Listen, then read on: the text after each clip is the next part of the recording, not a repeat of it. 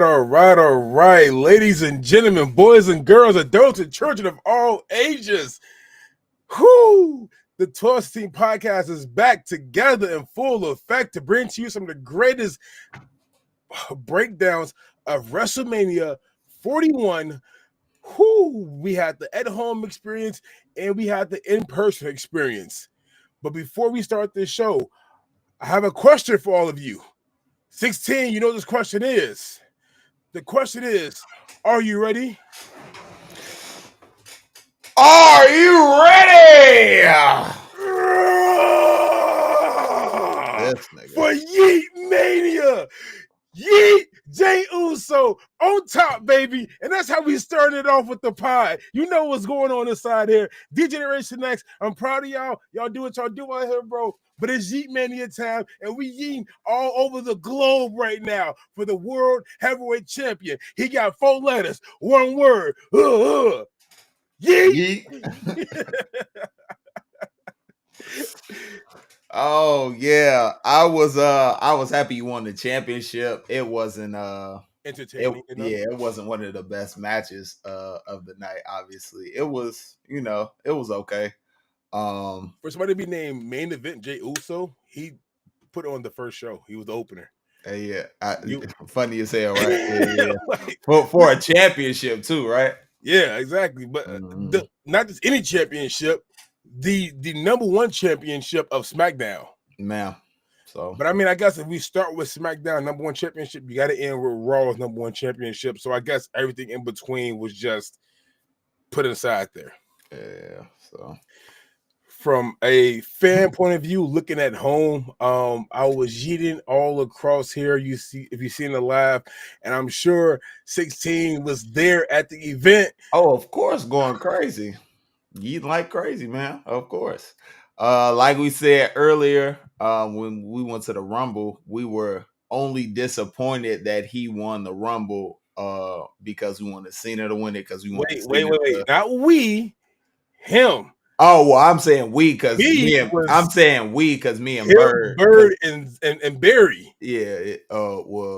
Barry had mixed feelings, but Barry for sure was the side. Yeah. Me and Bird, we fucking we definitely wanted his ass to win at the Rumble. That's what I was saying. That's what I meant. Not me and 12. Yeah, me and Barry. 12. We were actually there. That's why I was saying that. So when we were there, we were like, we didn't want him to win at Cena's expense. But if it had to be anybody, I was fine that it was him to be able to get that opportunity to go for a championship because he's so over. You know what I mean? He's so over with the fans. How Triple H had talked about the stuff that you see online and all that, like it's not really how the fans feel because everybody in that arena was definitely going crazy and happy that he won the championship. So that's how I feel. I was happy he won it. It just wasn't that entertaining of a match. That's all.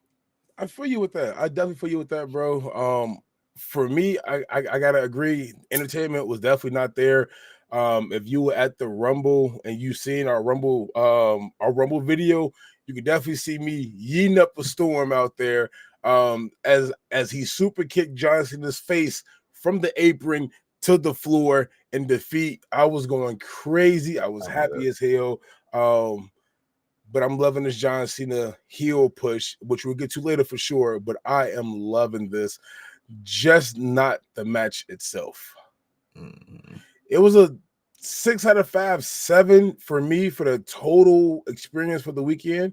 I don't know how I felt. That's just a fan at home watching. 16 can have a different atmosphere feeling for being inside the actual arena itself. Oh, for being there, it was a 10 out of 10. Just being there in the environment with all the fans and just kind of vibing, talking with people and getting their opinions and how they feel about different matches and different people and cheering or booing other people and all that kind of stuff and kind of fucking with the fans, heckling the fans and all that kind of stuff who have different viewpoints like I did when we went to SummerSlam, and I was happy that McIntyre won over CM Punk. So everybody was cheering for CM Punk before, and I was like one of the only people cheering for Drew. before, and then Drew pulled out the match, and then I got to, talk shit to everybody or what, in a joking way, talk shit to everybody or whatnot. So that kind of stuff, it's really fun. So even if the matches don't all turn out to be great, then you can still have fun, especially if you with people that you know and whatnot. So it was fun.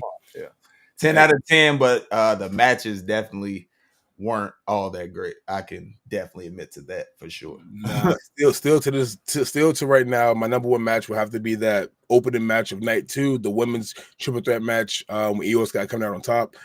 That's still my favorite match. Well, my second favorite match of all weekend. My favorite match is the ending, of course, the triple threat match with the Visionary correct shirt going crazy. Correct.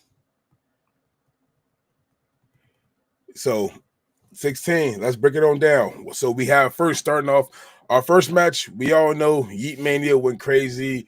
He taught that boy Gunther what it means to mess with a man who now has nothing to lose anymore after you beat his brother to a bloody pulp in the middle of the ring. It was just get back time. Like, he's like, I'm gonna say it over and over and over again. Jey Uso is on his Jeff Hardy 2009 championship tour. He's inside that mode right now, and it's only go time. Mm-hmm. Definitely how over he is with the fans and all that kind of stuff. I can definitely see that. Yeah, so I'm looking forward to seeing nothing but a I'm not going to say a too long of a title reign, but I definitely want to see a nice little title run. Yeah, months, most likely. Yeah, a couple months. Lose it probably at the back end if you have to. What's back, the Survivor Series? Probably a Survivor Series, but no time inside the immediate future. So we will see. Next match, I really don't have much to say about it. I didn't really care about it at all, which was the New Day versus the War Raiders. Sir. I mean, I really don't.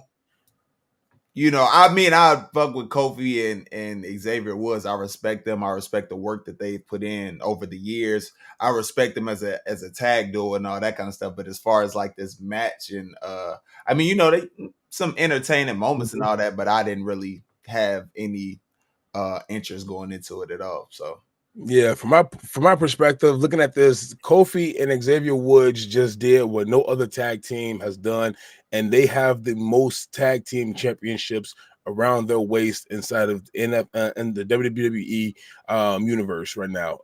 They've held it more times than any tag team that we've seen come. The Hardys, Animals, Headbangers, Christian and Edge, the Dudleys, who you name them, they have put themselves inside the category to be talked about with them, and they've shown it. The match in general definitely wasn't too entertaining from my perspective. Seeing Kofi just hold down, I think it was Ibar's leg. He knocked Ibar out and Eric's leg. So then he couldn't kick out and get the pin over with. They snatch and grab, got up out of there. One of those things where it's like, hey, you gotta do what you gotta do type stuff. But it wasn't entertaining, but it was a good ending. I felt it. I was 100% calling matches for Saturday night, bro. Everybody who I said I need you to win, they pulled it out, bro. I was like, yes, I am there. Yes, yes. And then that takes us to match number 3. Naomi and Jay. For me, I really enjoyed this one. I enjoyed the build up and everything towards this match. I was looking forward to it. It was everything that I kind of thought it was going to be in just a regular singles match. At headline of WrestleMania, after everything that they had been through, after the return at what was it, Elimination Chamber came and slammed it. I was like, the build up, you finding out it was her, and then all of that kind of stuff, and then Naomi actually like, yeah, it was me, B. I did it because I thought she was tearing us apart. That whole like storyline and everything. I really did rock with it. Naomi as this whole heel character, I'm really rocking. I'm ready for this, bro. Yeah, I do miss the glow, her glow entrance, but when she came out to that hardcore stuff, I was like, okay, let's go to work, Naomi. You know what I mean? She did end up losing the match, but I'm interested to see where it you know, because it's not gonna be over even after that Mhm. match. I'm interested to see where their story continues to go. And also how they pull as Bianca Belair into it as well. Because now that her title match is over with, she can come back into that whole kind of fray. Yeah, exactly, bro. So it's gonna be interesting to see just where they can get that push from. I would definitely be I wouldn't be shocked if like Naomi snakes Bianca or Bianca has the special guest referee a match between them two. This is going to be a good feud, though, I think, for sure. You got to choose. Exactly. Hey, we all know Paul Heyman chose. You got to choose. One hell of a match, though. I would say that match wasn't too bad though for me. I did find it entertaining. I love when Jade Cargill wrestles. When she wrestles, no, I feel it. Even when she walked down the ring, we get a little entertainment as well. You know what I mean? I am dead. Gooner alert. If you guys don't know what we're talking about, hey, just know the night was saved and inside that moment. Filled with surprises. What they say, free to what? We ain't talking about the guys either. I'm dead. Yeah. It was all in all a good match. Yeah. All in all a good match. Definitely more entertaining than a tag team match to me. Yeah, for sure. For sure. It felt like more of a story. In the air, bro. Oh man. Yeah. Bro, I lost my damn head. First off, it was a lot of that going on throughout the weekend. People just getting caught out the air with shit. But when she caught her, bro, I said, bro, how fucking strong is she? She looked apart. All that. Man, bro, coming out there. A storm is coming, head ass. And I definitely got that Halle Berry look going strong. Especially how she switched from the short hair back to the long hair to do an interview. I was like, wait a minute, I know I'm not tweaking, bro. I know I'm not tweaking. Did she just have short hair? I went back looking through and like, okay, I know I went tweaking. All right, she got done that real fast. Whoever her stylist is, they need a raise. Off with the wig, you stay right here, on with it. Man, real quick with it. But yeah, after that, we had what I was really excited for, which was Jacob Fatu and LA Knight. The Samoan werewolf. Man, listen, me and B, Nerdy B, we were there when he made his debut in Chicago last year for the first time. So that was cool to see. So to see him and his actual run, so like to see him debut and then his run this past year actually leading up to a championship, it's been something to watch, man, because you know he has it all. He has the mic skills, the ring skills, just the aura. Like, bro, he got it all. The total package as a wrestler. So he definitely deserved it, man. He definitely deserved it, and I can't wait to see where it all goes from here. If it ties anything into bloodline or anything, or what happens, you know, is he gonna be over Solo now? You know what I mean, with their little faction when with the Bloodline faction, when Buddy comes back, when the other two do end up coming back, Tonga Loa and Tama Tonga, I just know him as Donnie Foot Thornberry. Basically. But look, it'd be pretty cool though, because if they come back and like Solo and Jacob start beefing, we may get Zilla, and I'm looking forward to see it. Zilla is really nice as well too. Just seeing him wrestle inside the amateur wrestling divisions that he's doing, and New Japan wrestling as well. Just to see Zilla come over from there and team up with Jacob Fatu to take on the other half of the bloodline. That'd be pretty cool. But then again, you still have to see where Roman fits at, if he fits anywhere, and also the Usos. Who knows? Who knows what's gonna go? And maybe Nia Jax. I'm dead. We have not seen her inside of Yeah, and a hot minute since the whole Tiffany Stratton taking her out type stuff earlier on in the year. So it'll be pretty cool to see, especially her being a part of her family legacy now and being able to do something with the family. Of course, I don't think we've seen her involved with any of them so far since she's joined the scene. I don't believe so. Yeah, at least not since I've been watching. But then that takes us on to match number 5. Yeah, El Grande Americano defeats Ray Phoenix. I really have no I have no feelings about the storyline. The match was good. I enjoyed the match, but I really have no feelings towards this whole storyline because I don't know where it's trying to progress to, where it's going with, because we know it's fucking Chad Gable. So no, it's not, bro. We have to stop. This is two different people. We seen Chad Gabriel, yeah, standing there talking and somebody else running. But that could have easily been somebody else with a body kind of like his, just to do that as a decoy. Chad Gabriel is not Americano. We have to stop doing that. So yeah, we'll see how that whole Chad Gable storyline plays out. You know, that otherwise it was a good match though. I definitely enjoyed it. Chad Gable normally the wrestling effects as the wrestling, yes. Yeah, Chad Gable normally puts on pretty good matches. Of course, he's this generation too. Kurt Angle has nothing but banger matches as well for the most part, except when he broke his neck, he was still going with that. Him and Brock Lesnar shut down a lot of stuff. Perk Angle, exactly. Go back there and see the veins in the neck and everything.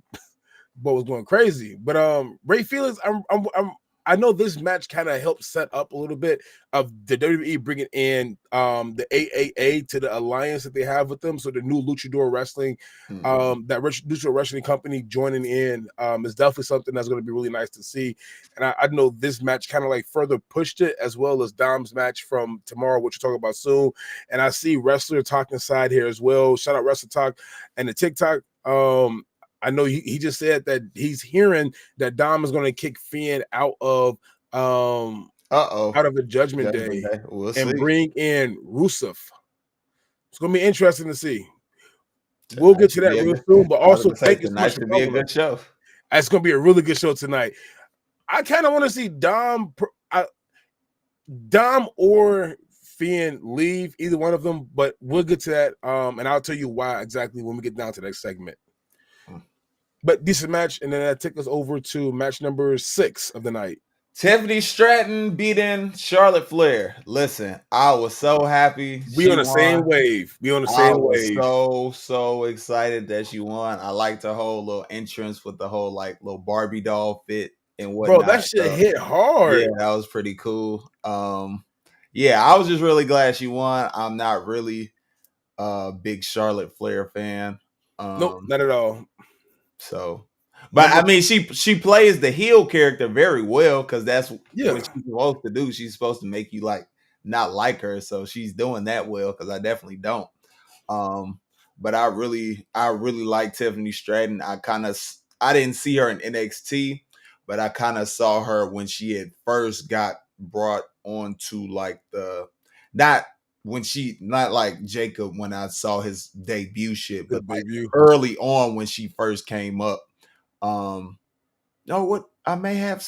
and B may have seen her first match, because we talked about how she was kind of nervous and she kind of botched the moonsault when she did it, but she's been over. And her being the champion was so fucking deserved, man. She truly like earned it. The work she put in, you could see her constantly growing, how over she was with the fans, her character work, her mic, her ring skills, like everything. She got it all, man. She really has it. That Barbie doll character, like she really has that shit. Like, it's right, man. And then when they talked about how she the whole kind of going off script thing when they were going back and forth. So she can really hold her own. She get down with it. You know what I mean? If it's not scripted, she can really talk. So yeah, I really like her as a wrestler. Definitely really like the match for sure. Yeah, from a wrestler standpoint to her presence as like a TikToker instead of social media icon, whatever you want to call her is. She does good. She performs night in and night out and is truly deserving of that belt. Which is why again, I kind of don't like that the man coming back won the belt because I wanted to see that match. That's the match that I want to see. Okay, so that's the only reason why. But she's back. She's doing her thing. Hey, but Tiffany Stratton, it's Tiffy time. You know what's getting down. Wrestler Talk also, he says that, or they say that this WrestleMania was so underwhelming. It definitely was. But it was hard to upstage last year. It was. It really was, because that the build up, all the wrestlers and people involved in that, it was like, I mean, it's funny, but they say it was like an Avengers kind of, going a kind of Civil War type of thing. You either Team Cody or you helping out Team Roman and whatnot. So that's really what it did kind of seem and feel like. So for it to only be 2 people plus Travis Scott, that I get it. Hey, Travis Scott got being there. We enjoyed the hell out of it because we were so happy that he won, and just like I said earlier, the atmosphere and everything. But watching like the actual match or being at home and just watching it on TV, I could understand. I really could. Yeah, it definitely was. From here was definitely a little bit of a letdown. Oh, I can see that. Because we were going crazy last year when we watched it at the crib. Yeah. Fucking Undertaker coming out, fucking Cena, bro, just ridiculous. Everybody, ridiculous. After person that popped out the Rock. I mean, so it was hard to top that. Even with it being Cena's last Mania, with that whole hype, you needed to have more stuff going on. Something should have really set the roof off. I don't know if you guys heard it or were able to see it too much, but throughout Cena's match, when he had that match, he definitely said, how much time do we have left? Like I was hearing Cena way too much, trying to like see like when is this coming out, what to do, when is this? So I don't know if it's him getting like his in-ring presence back. He should have. That's what I said. He should have been on some more shows before before coming up to Mania, and that would have probably set the bar just to help get you back in that shape. It didn't have to be like anything crazy long or any crazy long matches or anything like that. What Randy Orton did with Joe just to get a fit, because we know you're gonna be conditioned and all that, but just to get your ring rust, that's all. Knocked off a little bit. But he's not done. He'll still be at some more pay-per-views and I want him to be at some more actual events and actually wrestle more. Like we'll see. Because tonight they say it's gonna be one of those like really big nights. So the post-Mania show. Post-Mania, Raw after Mania. But that takes us to our main event match. Some best match of the night, best match all weekend. Oh no, I was getting to it. Yeah, best match of the night, best match all weekend. Bro, first off, Seth Rollins' entrance, he came in there and burned it down. Bro, that shit was crazy. Man, feeling the heat from the gun going off it. Oh my god, fucking crazy. Everything right there, bro. I said being there had to hit a lot different. Oh, for sure. Watching it, I was in here going crazy. As you can tell, I had to go make a video. That video is up on TikTok right now. I seen it. Seth Rollins entry video. For those of you who coming inside here right now, make sure I check that out though. You feel me? But I definitely seen it, man. And I was like, "Where's the flamethrower?" And then his actually came in with the shit, and I was just like, "Oh, this motherfucker is a fool, a fucking fool, man." Ooh, I had to make sure I didn't burn the house down. Yeah, all right, exactly. No, but I really enjoyed it. Like I said, best match of the night, my favorite match of the weekend. All 3 guys were great. Everything about the match was just crazy. The storytelling and everything that all the shows have been leading up to it. It really felt like this should have been the actual main event of night 2. It does feel like that for sure. You know what I mean? Because all the I mean, it was really just the three of them plus Paul Heyman, but it was so much of the storytelling and the twists and turns with Paul and all that kind of stuff. Like it hit different than, I mean, Cena winning and becoming the all-time champ is something. You know what I mean? That's it. That's the thing.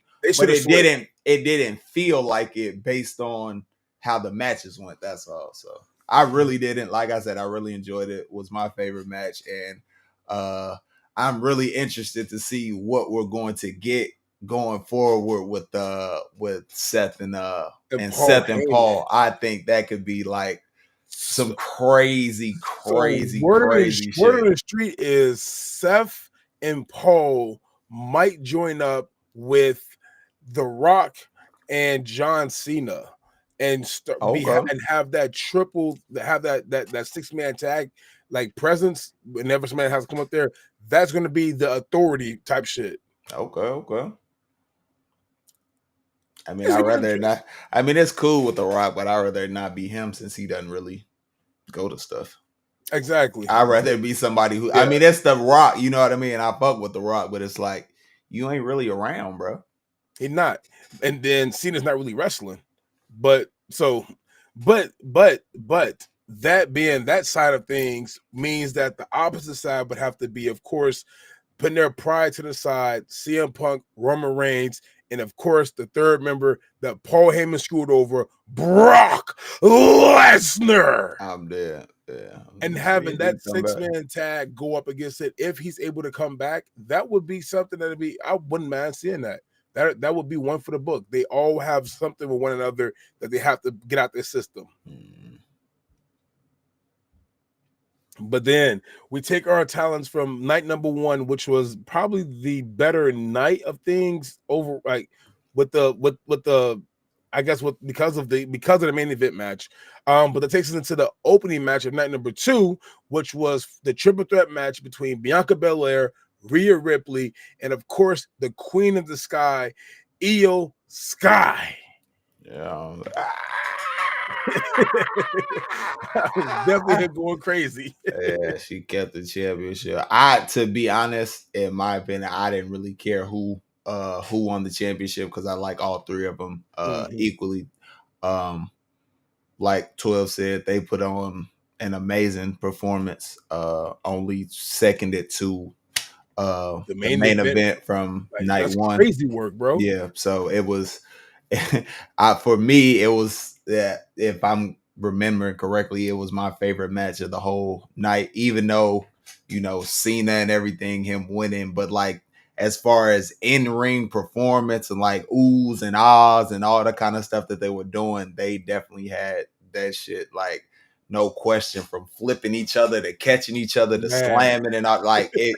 They just put on a masterclass performance, and throughout the rest of the night, it was really hard to top it for me. So, second favorite match of the whole weekend, especially with that Fatal 4 match later on tonight. Later on that night, that was up there. That was good. Yeah, that was good. A lot of stuff going on through there.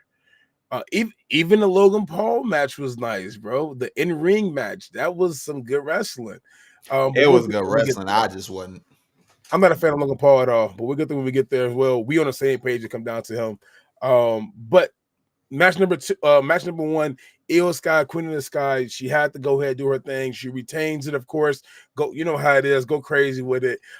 Big Io, looking like Buzz Lightyear inside of her ring attire. She had the Buzz Lightyear fit on, going crazy, and she proved that she is the Queen of the Sky. Up, and away, to infinity and beyond.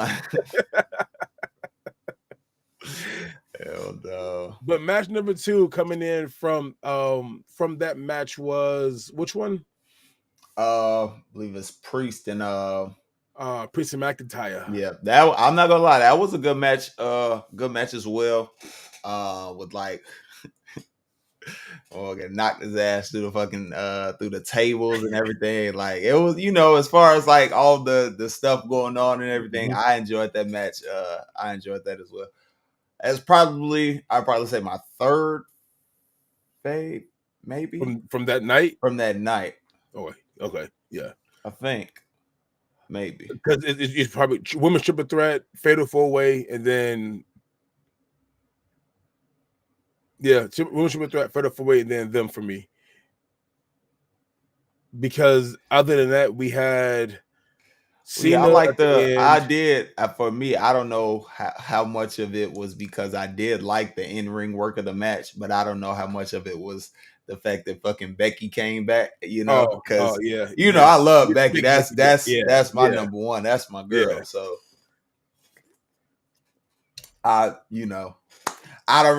it was good wrestling, and then they got the fucking, you know what I mean? So like, hey, that just made it even better because I definitely didn't see that shit come. But we'll get to it. We'll get to it when we get there. But this was a good match. I definitely enjoyed it. The violence of it, for them to really like slugging it out for sure, like really going at each other because of all the shit that they've been talking over the past going back to like last year with him getting when he came out and cashed in on them. Mm-hmm. So this has been building for a while, even though he has some stuff going on with Punk, but that's done now. So he had that stuff with Punk. He had that stuff with Priest still, and he had it with Priest still, So and then they came back together.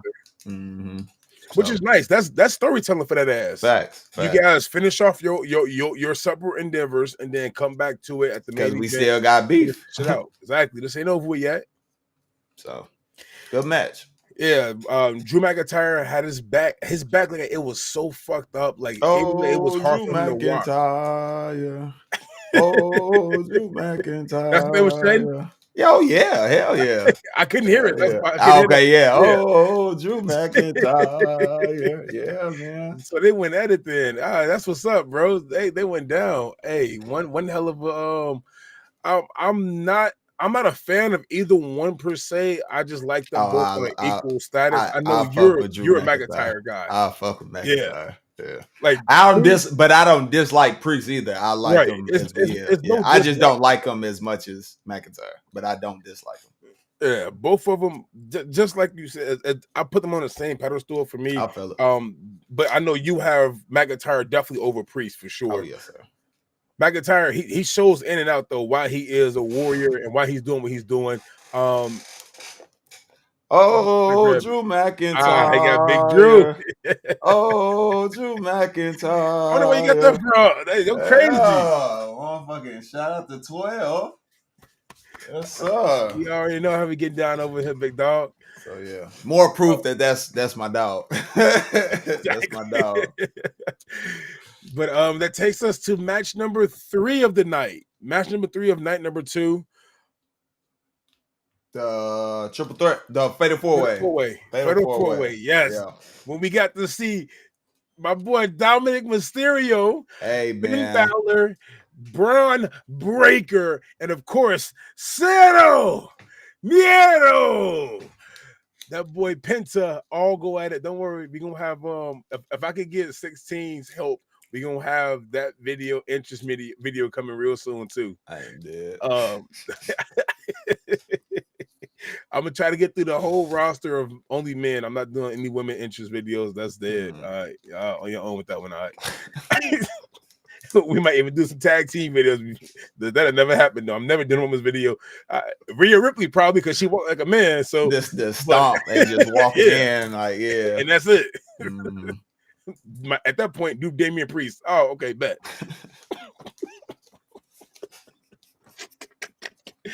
But a good match. This fatal 4-way did not let down at all. At all.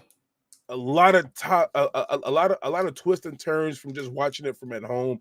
I would say for me, seeing more of Penta's, like at first, like as you come in, I'm not going to be rocking with you off the back. I got to see your resume build up, do your thing with that, and seeing Penta as the wrestler he is, he reminds me of a wrestler from TNA that I used to watch as well. Uwaside, I can't say the first part of it, but it starts with an S. He came in and did some amazing things. And Penta is a heavyweight luchador. He could go pound for pound with Braun Breaker probably in the slobber knocker. He's built. He like that. He's the future of lucha wrestling in the WWE.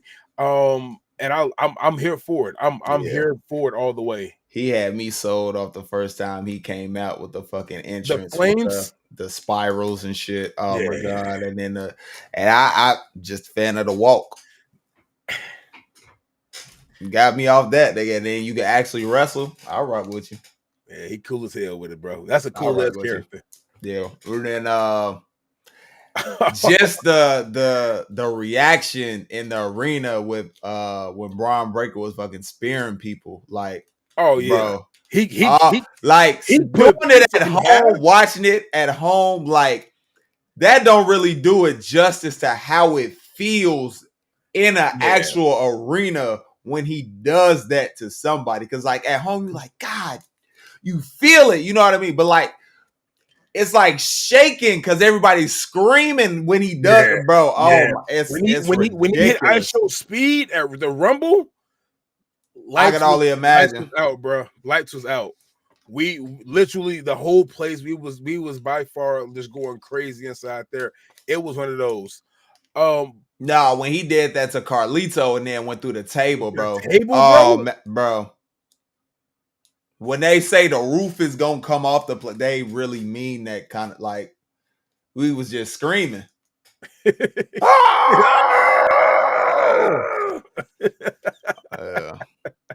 But yeah, at the end of the day, at the end of the match, it was good to see Dom get the championship. Latino, he had the little shirt on as he came out too with the press. Did you hear what he said about the mask?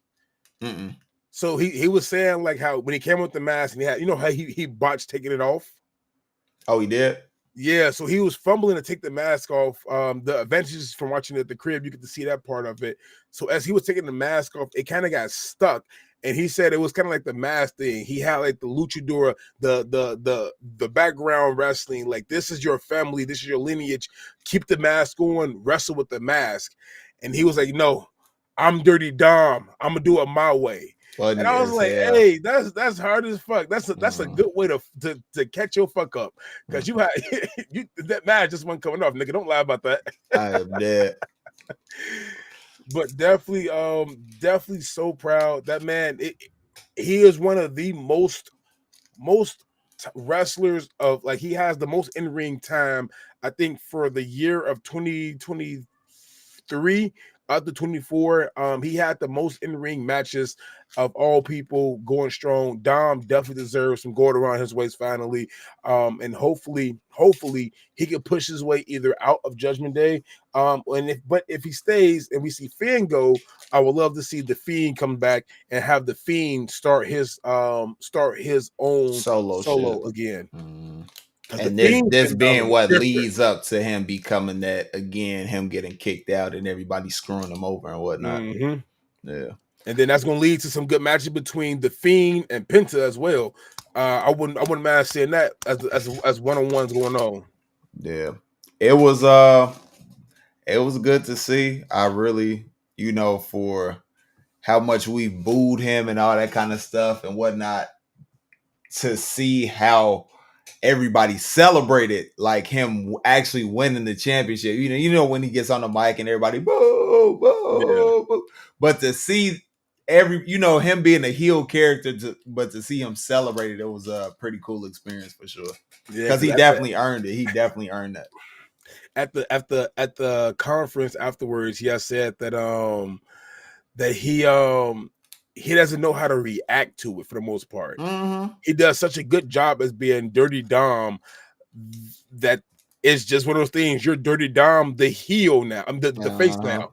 Like you're Dirty Dom, the face. Just like Eddie Guerrero, he was such a great villain, but the people loved him. People loved Eddie Guerrero. They love Rey Mysterio. They're gonna love you as well. You have the Mysterio Guerrero blood inside you going strong. Dom, you definitely deserve this.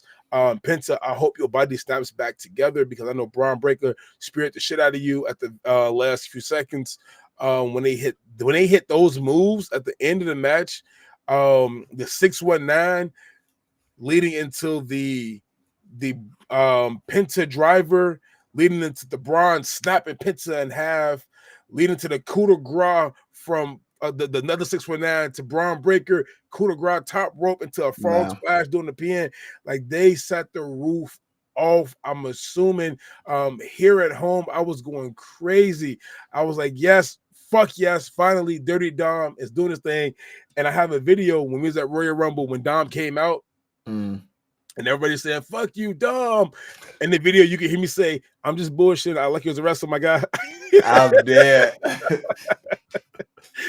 I gotta find the fucking video again. I am dead. That hey, I'm rocking with it. Let's go, Dom. You doing your thing out there. Hold it down now. Holding that IC title. Do it for Latino Heat. You know how it is. Ew, I wonder if he get new music. I lie, I cheat, I steal. Mamacita. Hey, he come out with the low rider, and he got Liv Morgan and Raquel in the back seat of Carlita. Hey, boy. Let's go, Dom. I'm ready to see this. Let's switch up the Judgment Day a little bit. I'm dead. But then that takes us over to match number, is it 6 or 5? I don't even know what number. Okay, the next match then. Yeah. Randy versus the surprise guest who turned out to be, say his name and he appears. I believe in Joe Hendry. Got to see him really the week before at oh yeah, we sure did see him too. Yeah, he was in Chicago at Comic-Con. Yeah, got a video of him walking away. I even showed him the video of me doing his entrance music, and he laughed at it. Definitely funny to see. I rock with that boy. Hey, Joe Hendry, man, we doing it, man. Hey, you got your fame a little bit, man. On big stage of them all, but you turned around into an RKO. Turned around into an RKO. Yeah, it was cool to see him come out and everything, but it wasn't really anything going on. You know what I mean? It was a real quick match and everything, because I feel like the real match was obviously supposed to be him and Kevin Owens, and that was actually going to be a match until he ended up getting hurt and whatnot. So it is what it is. It was cool to see him though. That might be the reason why Cena was so thrown off with the timing and schedule of things, knowing that like Randy's match wasn't going to be long. Maybe.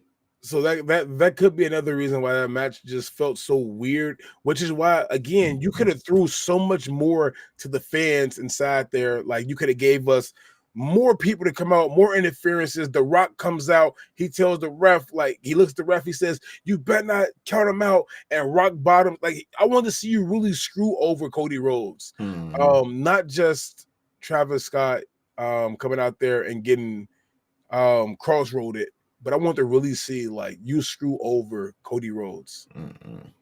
No, I feel that for sure. Next match. Well, yeah, we all know who won that match, right? Yeah, Joe Hendry won. Lost that match, but he had his 15 minutes of fame up there, of course. Yeah. RK out of nowhere. Watch out, watch out, watch out. Did y'all see him slithering around in the ring? On the ground? Yeah. Okay, because at home, all we seen was we got the turnaround. The close-up was right there inside his face. He was looking. Yeah, he was on the ground coming to his ass. Yeah. Oh, shit. The next one was match I didn't really care for. Yeah, I didn't really care for. But it was solid as far as like in-ring work and everything. It was AJ Styles and Logan Paul. Yeah, again, Logan Paul, I'm not a fan of just his mic skills or his character.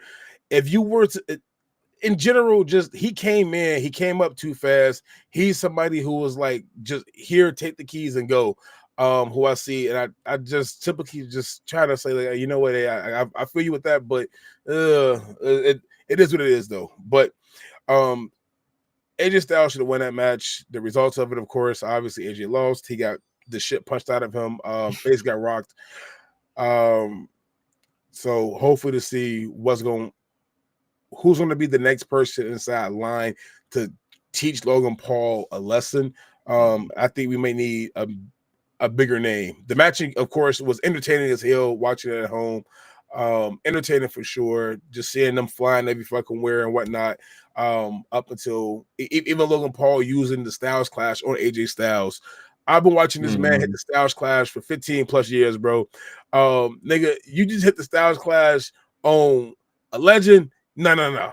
Let you show how it's done the right way. Get your ass up here, boy. He hit him with that Styles Clash. Finally got the win. I thought he had the win, but of course we got the interference with Karrion Kross. Well, he stopped that shit with the brass knuckles. Brass knuckles. Mm-hmm. But in general, this is just going to be even more of like, I guess they're trying to push Karrion Kross now. We'll see, because he went on a rant after the show was over. Oh, what did he say? I didn't listen to it, but he went on some rant in the like the post show or some shit for Fanatics or something like that. It has to be for Fanatics then. Yeah, because I was watching the post show. I didn't even see him talk. Yeah, they ended it with Triple H. Uh-oh. My headphones just get it. Oh, hold on. You good? There we go. Yeah. Oh, yeah. This is fucking. They ended it with Triple H. So I kind of want to see where this is at. Yeah, it's online. If I find it on Facebook, I'll definitely tag you. For sure. Was he like?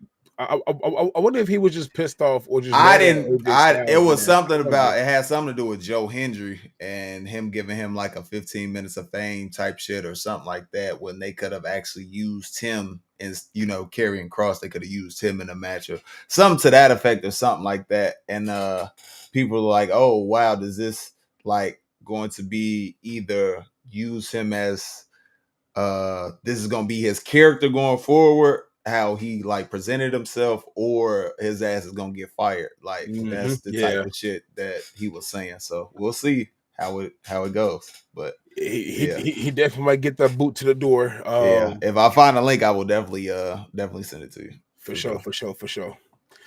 But that match ended done and gone. Logan Paul, the Maverick, comes out on top. Blah blah blah. Prime, all the good shit. But that takes us on to the next match of the night. The women's tag team championship. Doom. Woo! Doom. Woo! Doom. Woo! Lyra Valkyria and surprise guest versus Liv and Raquel, who were the reigning tag team champions. I like what Liv has done this because I kind of just really got back into wrestling and everything last year, so she's kind of had her big run from last year going forward, the whole revenge tour and everything. So I've really loved her wrestling and her character, like that kind of arrogant ass, kind of prissy girl type, you know what I mean? Like I really rock with her. She pulls that character off really well, kind of like how Tiffany Stratton pulls off her character really well. So liked everything she's done. Liked her reign as a champion. Yep. I didn't really have a problem with her reign as a champion. Watch me, fuck you talking about. I know, right? Yeah, watch me, fuck you talking about, and then her ended up losing it, but then getting the tag team with Raquel. I've enjoyed their whole kind of dynamic as well.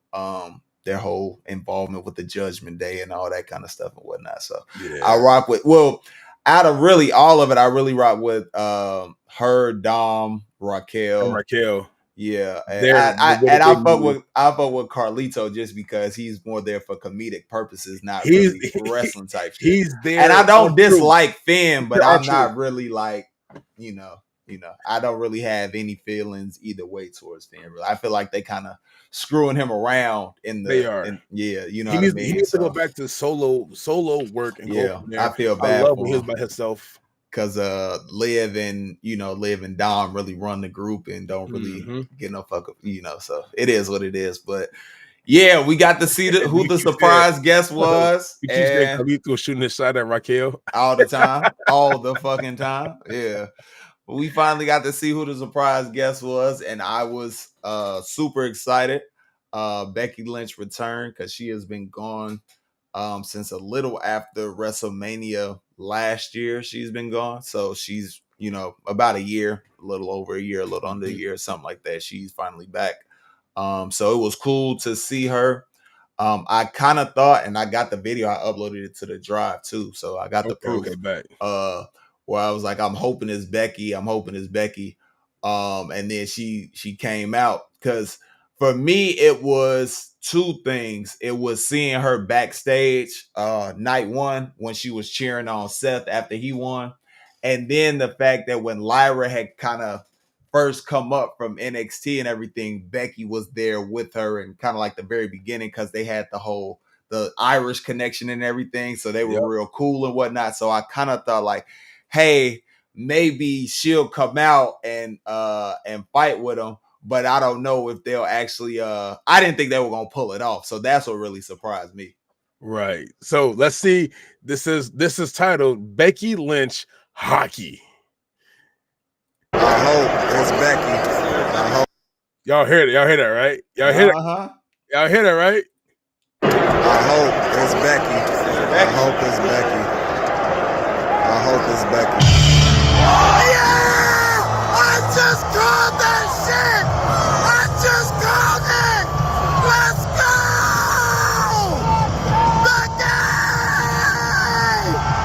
Becky! Yeah, of course. Say 4K. Well, it's not 4K, but I got video proof.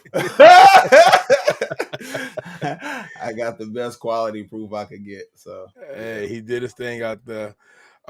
16, of course. You know how it is, man. It's right there. We be having some amazing hockey moments, especially at the events, bro. That's my girl. So I'm super happy that she's back. Interested to see how long their title run is gonna go. I mean, you know, it kind of makes sense seeing as how Liv was the one to beat her to get the championship right before Becky left and everything. Because and they only did that, I believe, because Rhea had got hurt, so she had to vacate it. So Becky took it, and then Liv won it, and then Becky ended up going on her little break and whatnot. So. Yeah, and then we see you down there as well. Thank you so much for the following right now. But my B, I see you out there. Appreciate it. We are definitely out. We're definitely going to get to that. I understand that it's definitely a rematch. And 16 hit up on it just now. The belt had to get vacated. Becky Lynch had to come out somehow, some way, and do something. We had to see somebody else take over this reign.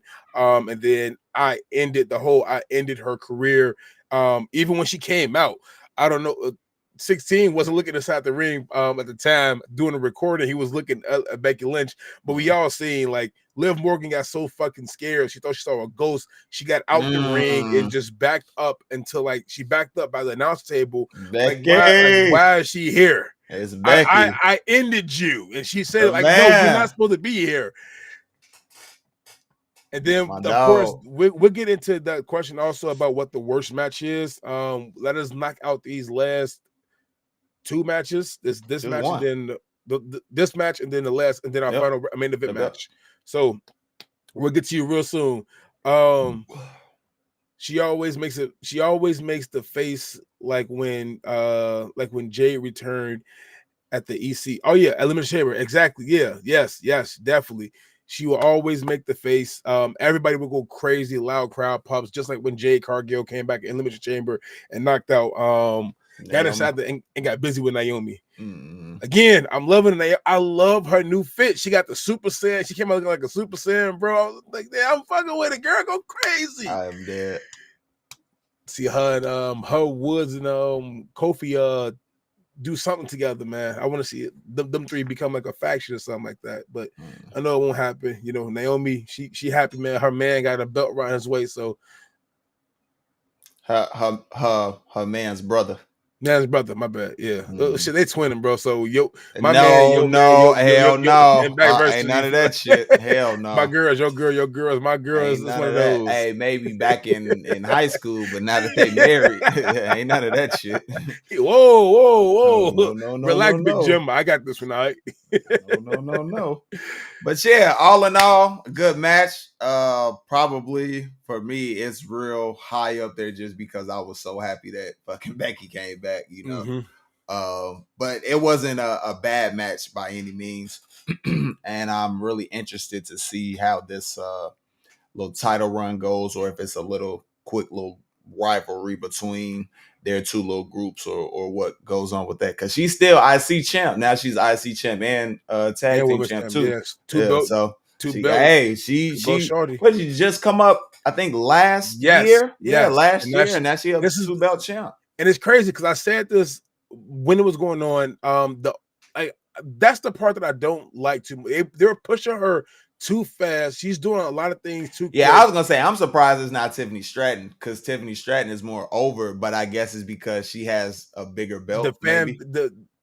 Because she has yeah. But remember, they've been putting Valkyria into all of these A different lot of title stuff, matches, yeah. a lot of a lot of matches, pay-per-views and but stuff too. you already have a belt.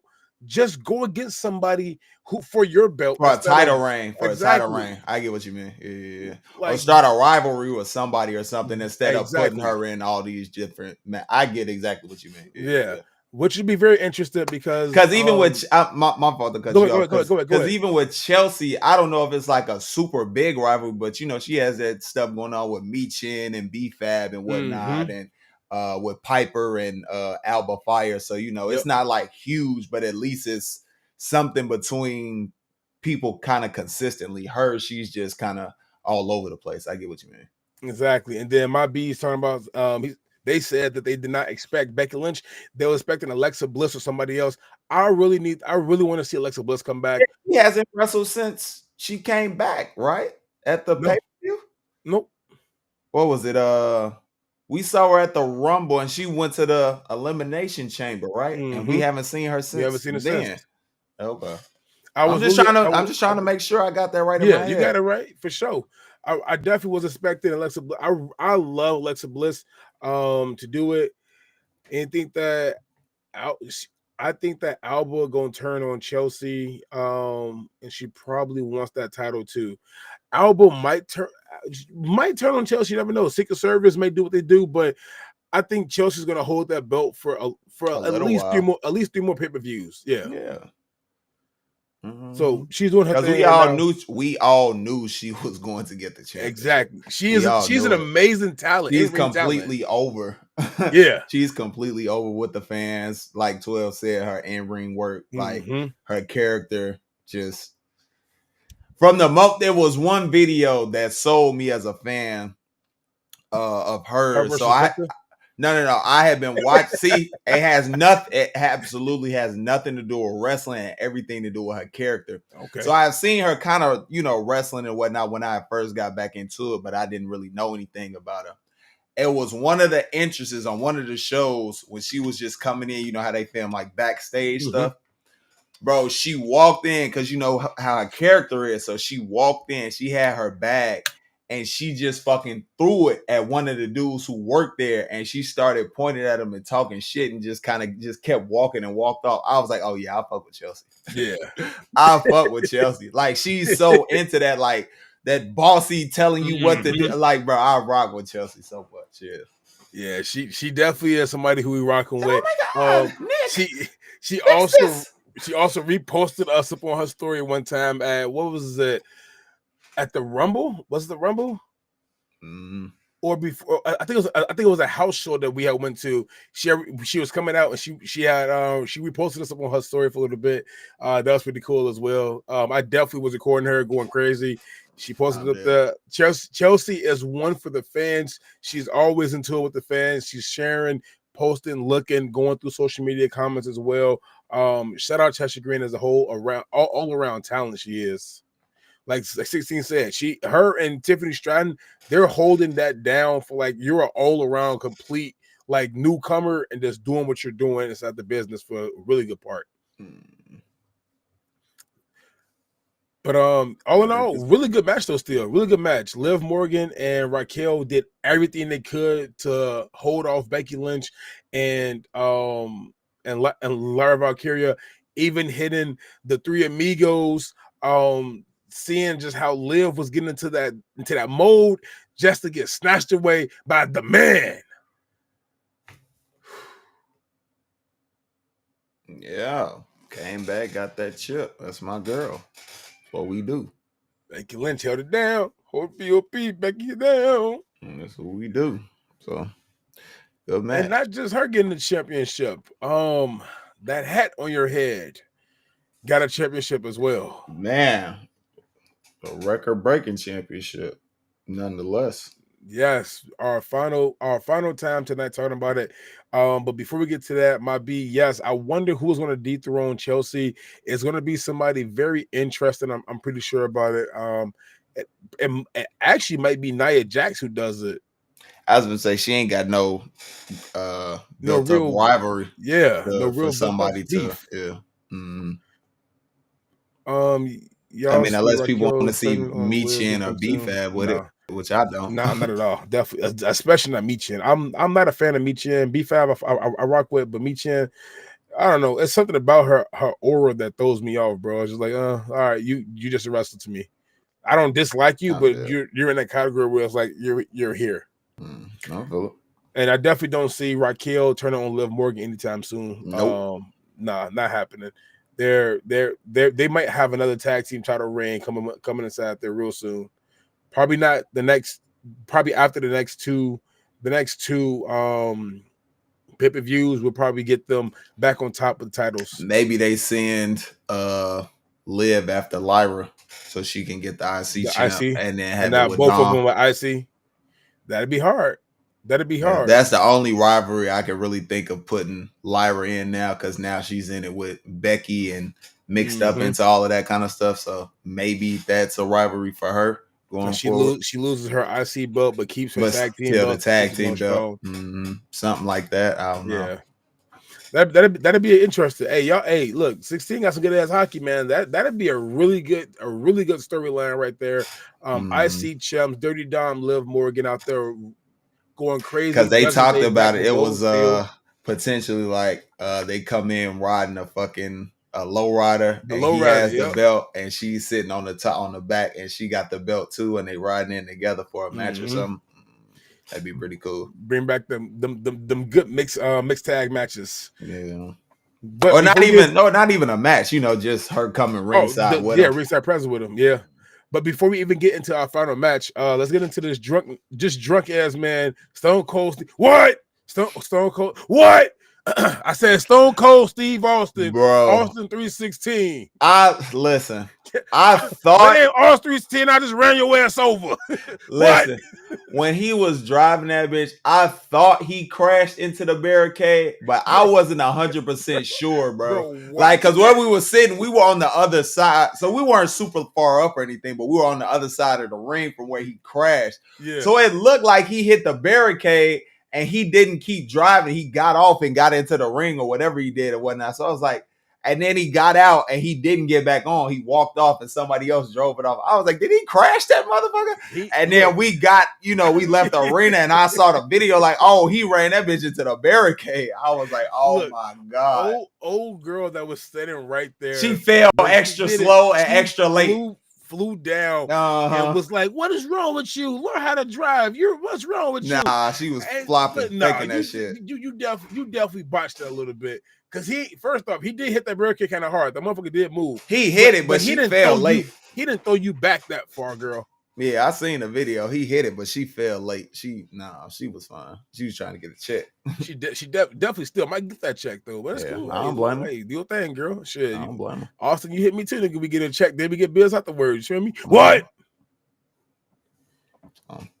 But to jump right into it, our final match of the night. A match that could have been so much more better. The build up was there. Everything was strong. I'm surprised we didn't see The Rock come out. It is John Cena's final WrestleMania match going up against Cody Rhodes. God damn. Shit. I was holding it. I was trying to get it out. Man. I want to come out, man. I'm glad he got it at the end when you said Rhodes. But yeah, it wasn't really the best match. I enjoyed it more, I think, because I was there. And everybody was, the atmosphere of being there and everything. Obviously could have been better. I agree with what people were saying online. Yeah. So I'm not, if you felt that way, I'm not mad at you. But being there, it still wasn't the best, but feeling the atmosphere, being around everybody cheering and going crazy and all that kind of stuff, it was, it was better than it would have been at home. That's 100% for sure. Mm-hmm. So I'm already knowing.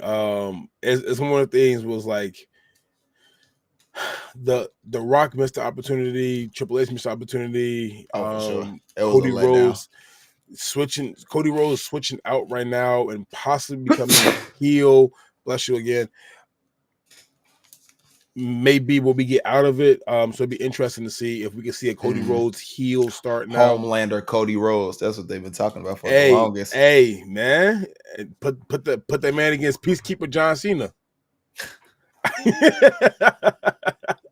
that match I would have been they both in Mortal Kombat or something like that, right? Yep. Yeah. So put that boy Cody Rhodes inside there. Cody is most likely going to have a talk with everybody inside his corner, rocking with him, of course.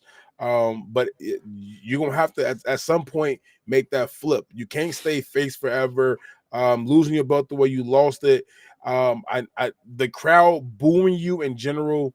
I know we got the Cody Rhodes chant going strong, but the crowd booing you, and we all know Cena was going to definitely have to take that cake. We knew he was gonna win the championship. Now it's just a matter of how he loses it. Yeah, that's the real question. Because I was talking with somebody at the place we were staying at, and she was talking to me about it. We were both like, "Yeah, Cena's most." You was talking to about it, huh? I am dead. So we were both like, Cena's most likely. I'm dead. You gotta stop that. We were both most likely like Cena's probably gonna win it, but the question is because he's not gonna continue wrestling. How is he gonna? What's the story to have him lose it? That's going to make it make sense. Because I was fine with him winning it, but now how does it before he leaves? Now the person who I can see taking that belt away from him is somebody who grew up wrestling with him as well. It has to be Randy Orton. Randy Orton has to somehow. I mean, I'd like for that to be his final match.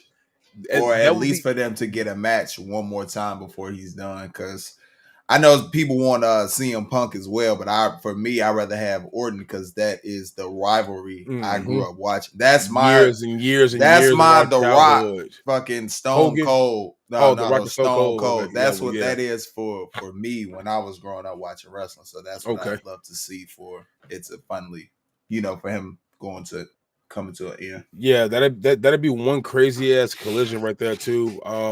To end it off that way would be not end it off the way, but to lose the championship that way would be really good to see. And I wouldn't mind. I would not mind watching it end that way. Yeah. We'll see. Biggest missed opportunity match though all night. No question. All weekend was that one. No question. Easily. They could have switched the main events from each night. That would have been probably would have ended up being almost a better weekend because you had that women's match to begin and the men's triple to end. So the two best matches of the weekend, you would have had them both on the same day. But outside of that, like I understand, like the weakest opening and the weakest closing on the same night. Exactly, yeah, because it was an opening match. I don't think Jey Uso was the worst match out of all of the matches from the weekend, but he's definitely on the bottom half of the matches. I would say for me, for sure, he's down on the bottom half of things. Maybe on that right before you get into like that. What is it? 12 sort of matches. He's probably at number like 7 or 8. Could be a little bit lower than that though. Because I'll probably have to put number 1 is still the triple threat for the men's. Number 2 is still going to be the triple threat with the women's. The triple threat for the men's, I'm talking about inside that category being the triple threat for the Paul Heyman triple threat match. The women's title triple threat match, the Fatal 4-Way, having Dom come out on the top. That was my number 3 from that. In general, just them flying around, the abilities was going crazy. Yeah, I just got 2. I ain't really put that much thought into the rest of it, to be honest with you. Because they were just matches.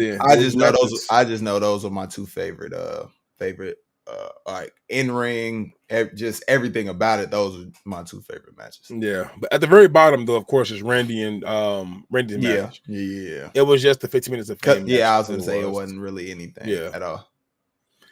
Well, not even 15, 5 minutes of fame. Sorry, but like that, 5 minutes because that match over with quick. It wasn't really a match.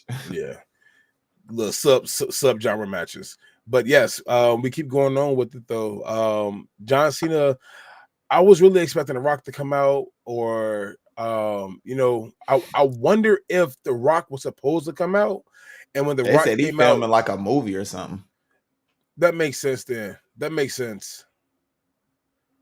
That's why he wasn't there. Which is weird because the whole setup for this story makes no sense. It makes no sense. Yeah. This is why you can't. That's why it's so. That's why it's so underwhelming. That's why I said it's cool. I fuck with The Rock, but it don't make no sense if you gonna be half here and half somewhere else, bro. You need to either really gonna be here and commit to these storylines and all this storytelling and stuff, or don't do it. Yeah, because the fan at the end of the day, you cheating the fans because you want to do what you want to do, you know what I mean, as opposed to doing what's best for.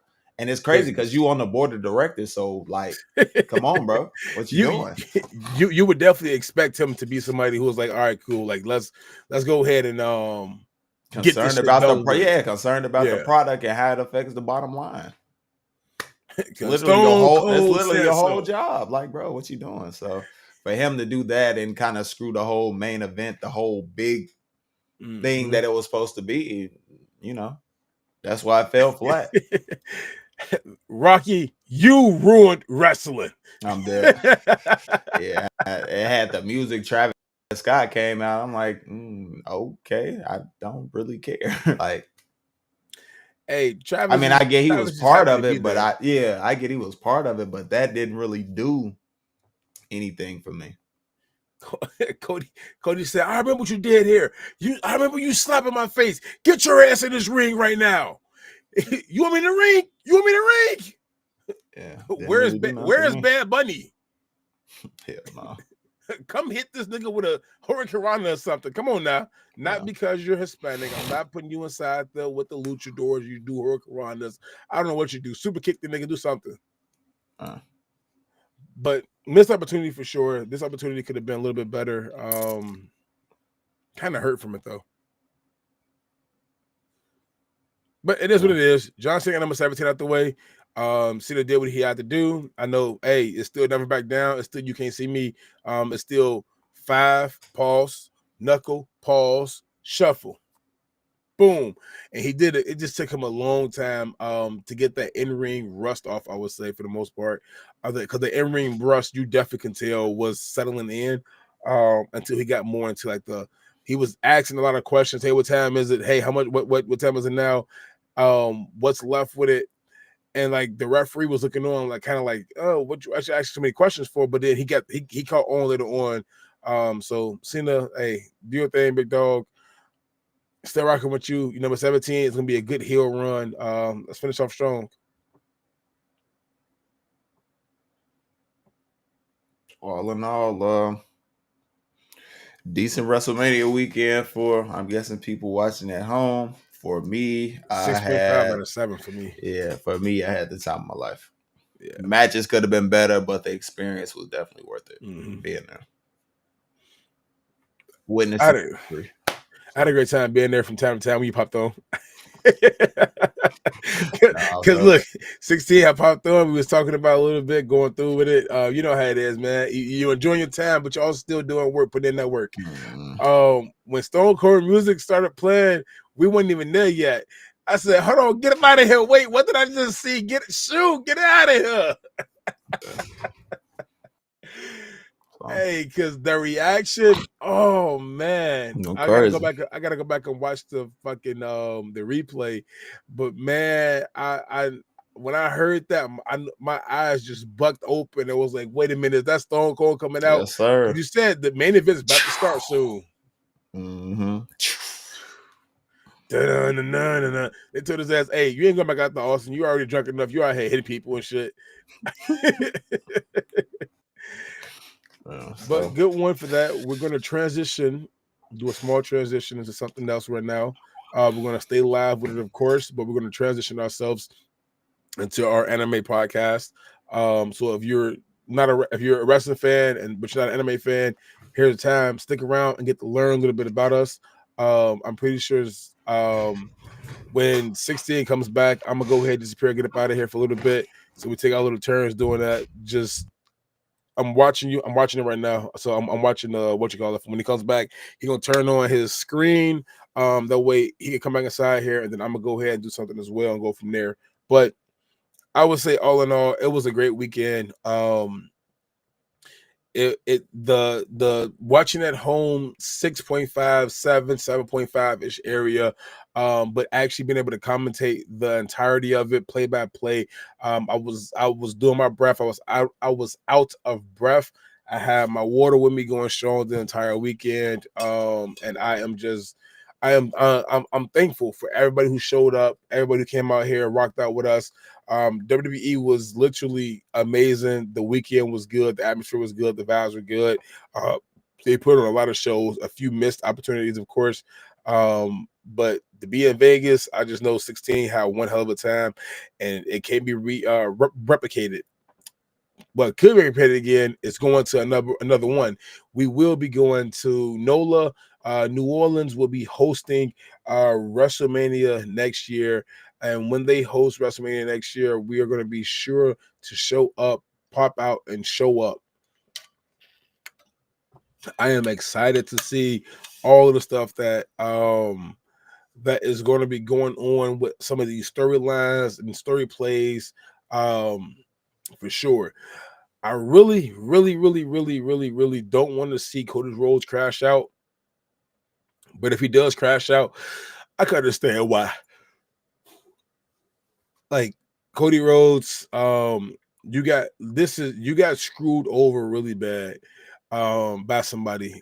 And for you to get screwed over, Cody Rhodes. But I will be right back. 16. Take it away, big dog. Cody Rhodes. Cody Rhodes. So I apologize, y'all. I cannot see the chat, so I can't actually see what y'all saying while 12 is away. So I'm probably just gonna be talking about stuff until we actually start up the pod. Second part of the pod. It's also on TikTok if you want to go check out the live on TikTok. So that's what I'm reading the chat. Oh, for sure. Yep. Your order has been delayed to August 21st. Today is August 21st. Yeah, so see if I can pull this up.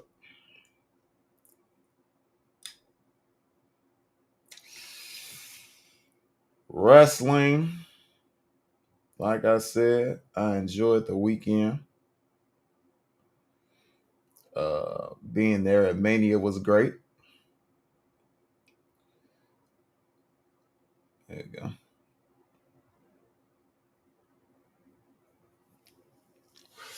Being at Mania was great. I believe we're most likely going next year as well to New Orleans, because that's where it's going to be next year. So we'll probably go there as well, because we've talked about just going to New Orleans just in general, because we've never been before. Well, I've never been before. Another homie in the group has never been before either. So I don't know about everybody, but I know two of us haven't been. So definitely trying to go down there, experience the food, all that good stuff that they have down there, New Orleans culture and all that. So that should be fun. Just like this was my first time actually out there in Vegas. I know for sure as an adult, I may have gone like as a kid or something, I don't remember, but being able to actually do stuff in Vegas, even though I didn't do any gambling or anything like that, but being of age and being able to gamble, did a little bit of drinking and whatnot, because we went out one night, party bus. That was pretty fun. Bird, who's part of the group, who's pretty much down there all the time, he definitely showed me a good time. He's from here, but he stays down in Vegas all the time because his parents had like a little spot down there or whatnot. So we go down there, went down there, had a good time. Would definitely go down there and visit again. This time I might do a bit of gambling, probably not. I won't even lie to you. But just to go out, they have so many different things to do though, besides just gambling, shows, all that kind of stuff and whatnot. So pretty cool experience. Like I said, we'll definitely do it again. Definitely enjoyed Mania. Yeah. All in all, it was a great weekend.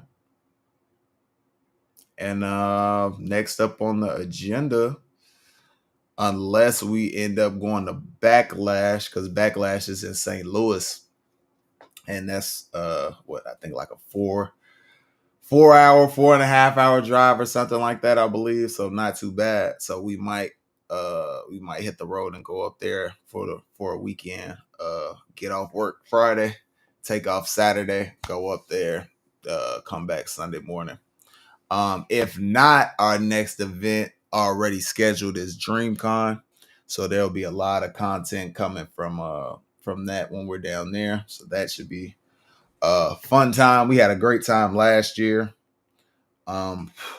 It sounds like a lot of people this year are going to MomoCon though. I don't know. 12 had talked about it. He might end up going down there this year to MomoCon.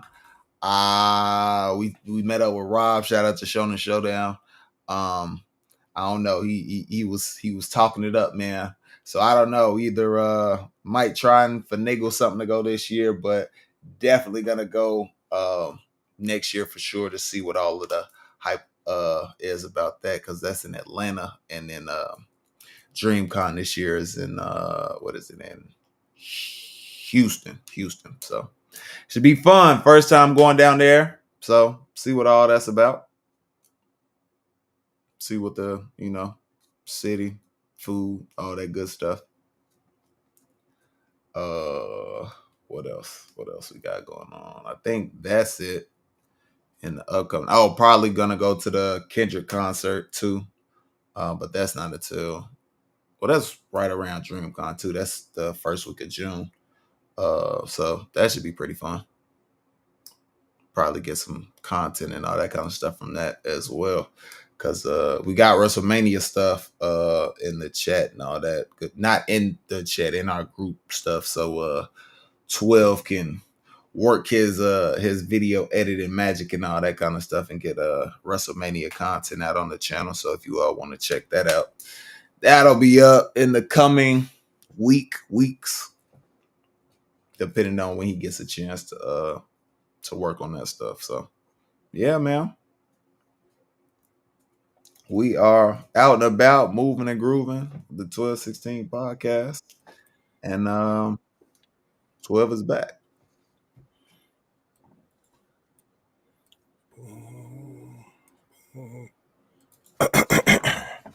And of course, for everybody here, I don't know what 16 talked about for the most part, but I'm pretty sure I could probably guess a few of them. But that's not what we're here for. We're here because, ladies and gentlemen, you've entered the domain of the 1216 podcast. As you can see, the stars are around, the mountains are below, and you're now locked in full effect with the greatest duo to do it. Fucking fool, man. Yeah, we're back. We're doubling up on 3 shows this week because we missed the previous weekend because we were at C2E2. So we have, by the way, great sense people out there. Yeah, I had a great time. Great time. Chopped it up with some people, met up with some people. So that was fun. Shout out to J-Mo. Shout out that boy J-Mo. Yeah, shout out to J-Mo, our dog. J-Mo Jimbe. Had a good time. So yeah, that's what was going on last weekend, but we are here. I'm back, like we said earlier on the other podcast from earlier. I'm back from Mania. We just talked about that. So here we are to talk anime now. So it's time to burn it down and have Cero Miedo. This nigga. With Fire Force, baby. Oh. Into the flame somehow, somewhere in the background. I don't know, probably not. Shit, pushing it now. Yeah, so we had a solid 2, really good second, I'd say second, and the good third episode. With episode 2 and 3, I should say. Yeah. So good second episode, really good third episode. Burns, that nigga is, man. Like that, dog.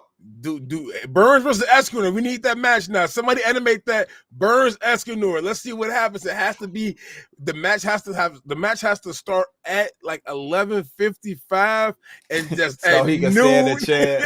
Exactly.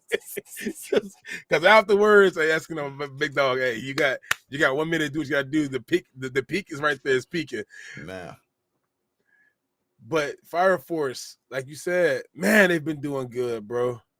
Yeah, I'm just so glad it's back. It's so much going on. With the second episode, basically starting off with the Adola link that Shinra has, and you finding out that they're gonna turn Captain Obi into an Infernal. So obviously, lets the crew know we need to speed up this whole timeline. We don't have time to actually like methodically plan to bust in type shit and whatnot. So they have to rush in and get the job done type shit. So we flash back from that to Captain Obi and Lieutenant Hinawa, and they're basically talking about what it would mean to be a member of Company 8, the type of people that we want to have join the company, because at the end of the day, we may end up becoming rebels, which we do see happen, just because the simple fact that they were created to investigate other companies. Excuse me. They're created to investigate other companies and find out what's going on as it relates to the White Clad, the Evangelists, all that kind of stuff. So it's going to eventually end up ruffling feathers, which we clearly see is going on now. So it's really good. We see the type of people who are joined in on Company 8 as we are right now. The type of people who ride for each other, who are truly, in a sense, it would seem just and good. Good is subjective, but good people, really caring about other individuals, their safety, their well-being, and stopping the outbreak of Infernals. You know what I mean? Stopping this whole White Clad stuff, because it's killing people. Yeah, or forcing them to kill people as well. So and then we also see fucking the connection between the Adola with Burns, and Burns actually saying, you know what, I'm gonna put, of course, my faith into you all. And she was simply looked over at them and was like, hey, like, I'm glad you joined. I didn't want to have to, put you under a spell and like that, hypnosis to make you join, but just to see like he actually would do it. I wonder if there's something, it has to be something else that's bottom lining behind it. He chose to work with him is what you're saying. Right. Burns just can't be working with them because it's like, all right, cool, I see your vision. Like, it's what he told us, is what he told them as well. Like, I want to work with you all because I see the vision that you want to do, and we have the same shared vision. Let's turn this earth into let's make this planet a new sun. Yeah. I just really wonder how he's gonna go about pulling off, if he does it, how he's gonna pull off a fake, just because she can actually read his mind. She can read his thoughts, so she actually knows what he's, legit what he's thinking type shit. So we'll see how that all ends up playing out with him and everything, because he's clearly, in episode 3, he's clearly in this fight going on now with Shinra and Joker. Yeah. So any more stuff? I mean, Obi got locked up. We all know that already. I was gonna say we got that, but I guess my thing is, because I did take notes for some of the episodes. We see him, like you say, we see him locked up, but it's not really the fact that he's locked up. It's the fact that they kind of start talking about it on the news, saying that he's a criminal essentially because he was he was holding Shinra hostage because he has an Adola link, blah, blah, blah, and all this. But our kind of viewpoint is, we know that he's doing the right thing. Yep. So they show us the common folk and what they think, and then they show us the people who are actually the other intertwined. I was going to say intertwined with Captain, with Company 8, like Obi, Benimaru, Hibana, Benimaru. You see their kind of point of view and perception, and it's like, yeah, what the public thinks is not necessarily what's truly going on. So we'll see how all of that starts to unfold in these episodes, man, it's just it's a lot. The crew comes to find out that Leak has been working with Joker. We as fans, we knew that behind the scenes this whole time because we've been the Dark seeing Heroes. But this is their first time actually knowing, being introduced. Shinra's seen Joker a couple of times. We all knew at some point that it was going to lead to them working together type shit. So now we're finally here where they had that cool still where it's like, are you gonna stay in the light or are you gonna come into the darkness? That shit, they did jump down the Ninja Turtle sewers. Went down a rabbit hole, man. So we gonna see how that all turns out. What it is for me, bro, is that when they got down there and they finally looked at it, so we're kind of jumping into like the new episode, of course, episode 3. He kind of like, it says secret hideout, don't enter. Like it's nothing secret about it. It's a dead giveaway for where they're at. Like, yes, we're here, come inside here, but again, that's probably like a setup, a trap, of course. If they're not there to put the right code in, passcode, whatever, not with it, whatever, however they get inside and open it up, whoever comes inside there may be subjected to getting their ass fucked up. Indeed. Indeed. Yeah. So basically, they come down into the sewer, go into the base, and what's his name? Joker, he lets them know exactly where Captain Obi's being held and stuff. Fuchu Penitentiary. Yep. So they have to, kind of not come up with a plan like really detailed type shit like they would normally do, but they kind of have to improvise on the fly type shit. So basically what they do is they split into 2 groups. Shinra goes with Joker because they have easy mobility. Joker has a bike. Shinra obviously can fly. And then the other part of the crew is going to the truck. Yeah, the truck, which is how Joker or Leak normally moves around. And they fucking dropped fucking Arthur. And I don't even think he got on, bro. He was on. So look, when they hit that bump, you can see his body fly out and land. Like when he landed, like they kept going and like I would have to go back and look at that part. Because I didn't even think he got on because they were like because he was standing back and he was thinking about dragons and slaying dragons and all that. And they were like, Arthur, if you don't get on or hurry up, you'll get left behind. So I didn't even know. So I'm definitely gonna have to go back and look at that. So yeah, go back and look, bro. When they hit the bump, you can see like the body fall out and land, but you don't know but you don't know who it is. It looks like that they ran over a body or whatnot, but it's not they ran over a body. They just hit that hump, and you can see like the Fire Force jacket there as they continue to go. So I'm definitely gonna go back because when they got there, they were all chatting, going through all this rah shit like that. And he turns around and he says, "Arthur, you ready for this?" Gone. Where's Arthur? So that was crazy. Is there anything else for the second episode? No, basically, we find out we kind of talked about it earlier that Burns wasn't brainwashed. He's something's going on that he's actually choosing to follow them willingly. And then Joker, you know what vibes he gives me, bro? He gives me Kizaru vibes. Like Kizaru was infiltrating the Blackbeard pirates for the most part. Like, I'm on your side. I'm gonna do this way right here. I'm gonna show you guys how it's done. Kuzan? Kuzan, yeah. You said Kizaru. My bad. Kuzan. Yeah. Because when you said black infiltrating the Blackbeard pirates, yeah. Okay, yeah. See, hey, that's what we do. We got you. I got you. Yeah. Good clean up, boy. Yeah, Sersky. So he's giving me those vibes, bro. Like what are his real intentions to show exactly? Are you I'm still thinking like it has to be somehow, some way that this man is involved with Sword somehow, some way. Oh yeah, putting that together with Burns, like Burns has to have like, I got to make that flip right now and make everybody believe that I believe, and make myself, not only me, but not only people around me, but also me believe that I want to join them. The White Cloud they have the mission that I'm after. Let's turn this place into a new sun.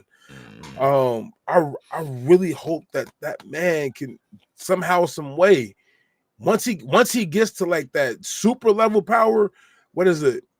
He's in stage 2 right now. If he hits stage 3 or stage 4 or whatnot, like then he makes that switch. Like, I got enough power now to take y'all on. He probably just couldn't do it by himself. That's probably the reason why he needed them to come after him. Yeah, we'll see what happens, man.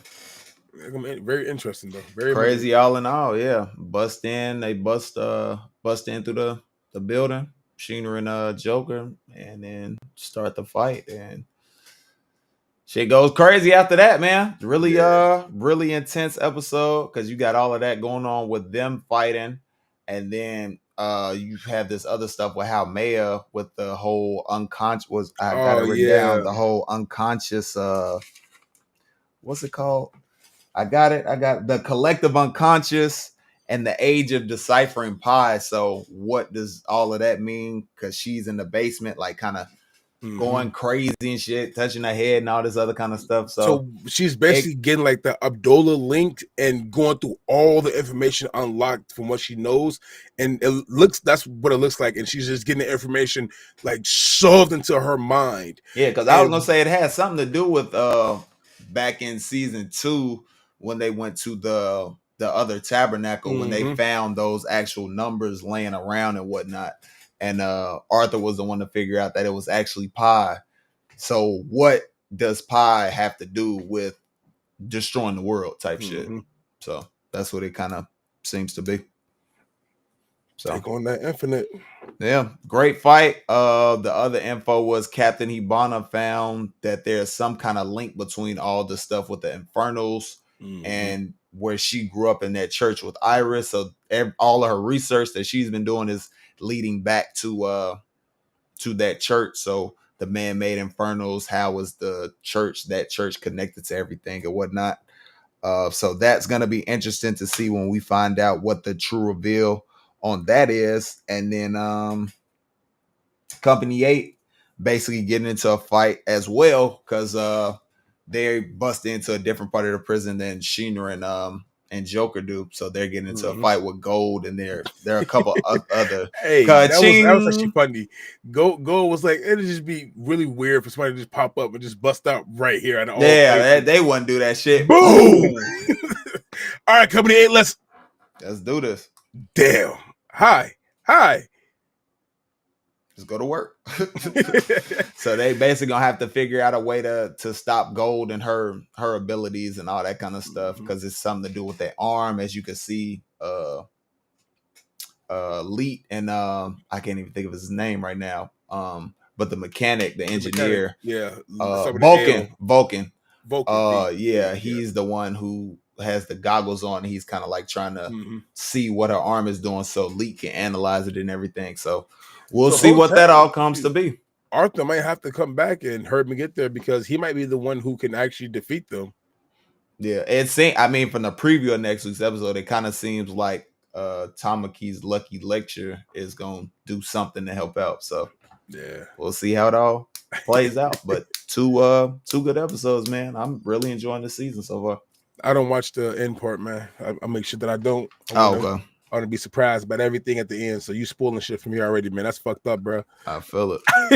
I feel it. Damn, that's all I gotta say. You spoiling shit. I feel it. Nigga, you better watch it then. It's out there to watch. That ain't my fault. But now we are making this shift because whether you're a devil or a hero, it doesn't matter, because you can still be a vigilante. And My Hero Vigilantes has been going crazy for the past 2 episodes. We now have Crawler and Pop, and as well as Knuckle, doing some really good things together, and as well as living together unexpectedly.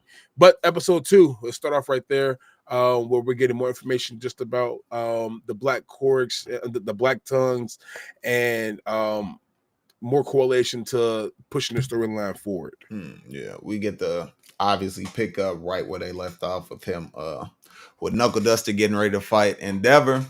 So they go through that, do all of that shit and whatnot, and he kind of ends up letting him go because he realized that Knuckle Duster doesn't have a quirk, because he tries to use his quirk. Not Endeavor, Aizawa. Yeah, appreciate it. That see, there we go. Again, there we go. Aizawa uses his erasure on him. and it doesn't do anything because he realizes, oh shit, he's just that strong type shit. So he stops doing that with him, stops to fight with him because he doesn't have any cause to fight with him because he's not using the quirk illegally. So he lets him go. Meanwhile, Pop Step and Crawler, they're going after the guy with the briefcase with the little toys and whatnot. And then you get the three dumbass villains from last week with the actual upgraded quirk now from what they did last week. So Pop Step is still going on chasing after them. Knuckle Duster and the Crawler go up against the three idiots. And then they end up having to chase. They take them down. They end up having to chase her, and then Buddy ends up using the quirk, the quirk booster thing up on him. Yeah, the drug. You realize the dolls are actually the quirk boosting drug, so he uses it on himself, and gigantic forearms everywhere. Goes fucking crazy. He starts smashing cars and shit, all that kind of stuff. Fucking grab Pop was squeezing her, playing with her like she was a doll. Yeah. Literally, that's what he did. He thought he had action figures in his action figures, exactly. Because he had the car playing around with the car as well, and then he turned into a big ass baby. Yeah. What did he grab? He grabbed Knuckle Duster as well, I think, right? And threw him or some shit like that. When he flew into he got knocked back into the garbage cans after he tried to knock him down or something that. And he ended up losing his balance, and then fucking Pop flew out his hands, and then you got the classic kind of My Hero scene with a Midoriya kind of speech before I save somebody type shit. So that was really cool to see him giving the speech. I just want to fly, and then went up to Carter and everything, and she bounced off of him, and he fell into the garbage. So.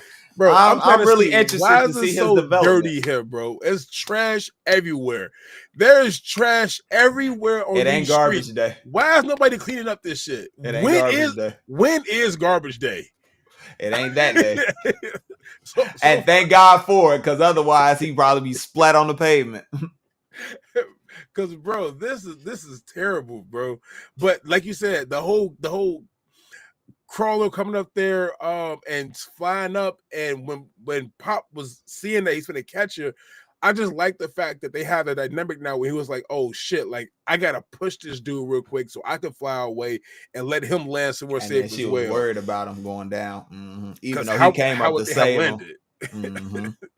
How would they have fucking landed if he would have just called her out the air? I got you. No, you don't. I got you. Kick, boom. Man. But them going through that, of course, was one of those really good ones. And then they had a really good thing when we seen like Aizawa come back up at the very end of it. Saved them. Exactly. Had to talk a little bit about and gave them that you don't have a license, do you? He did that, use the erasure and then shrunk his ass down and wrapped him up with the scarf. Like, yeah, without that gigantification, you ain't really shit out yet. Gotcha, nigga. Yeah.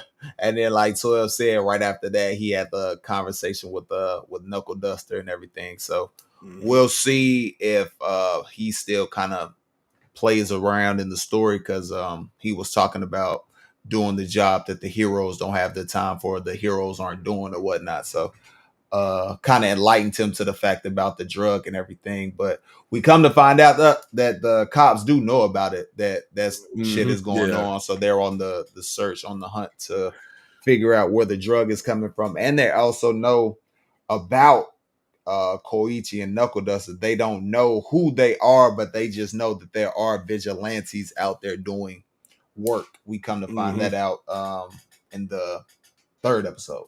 Yeah, yep. And then we got a really cool I guess cameo that My Hero did.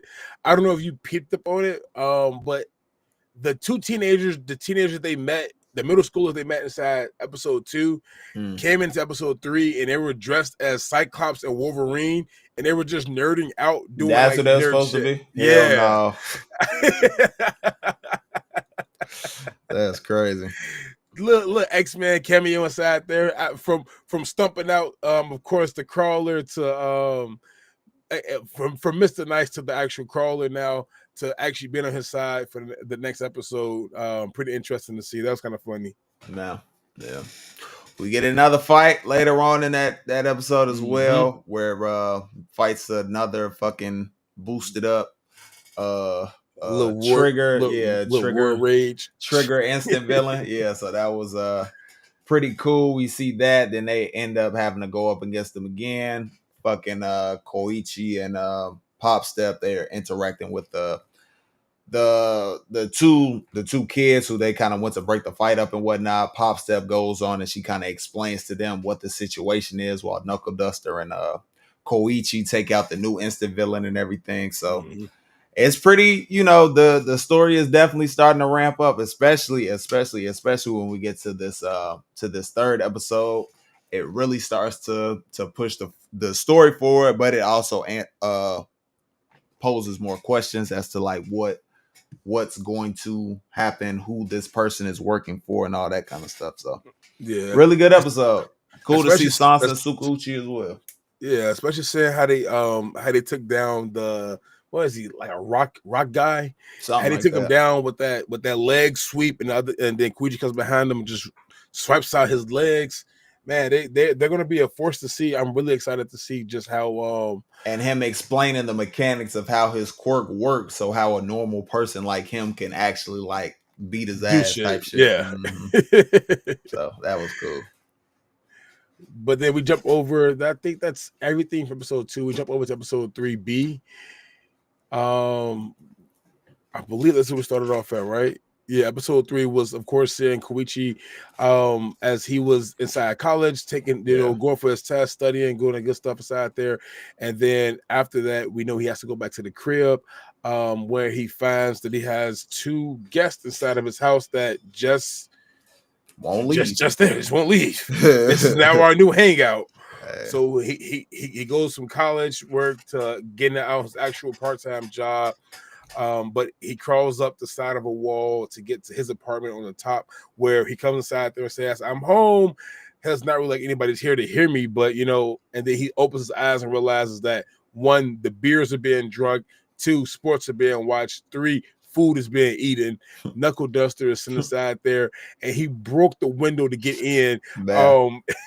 So very interesting to see just the dynamic. They now have a headquarters, I want to say, for them to go ahead and do operations out of.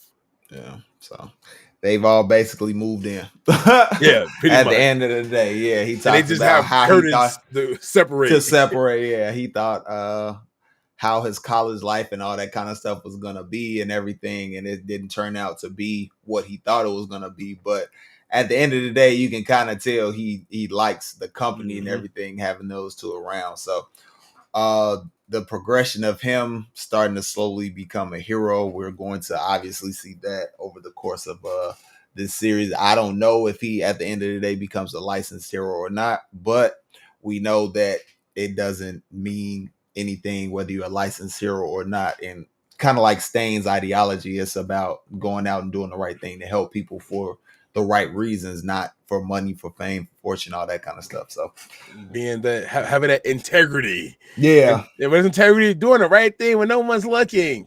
Funny as hell. Yeah. So USC college prep, I am dead. After that, we basically see Pop Step. She has another show, and that we see the 2 kids from last week, the 2 school kids.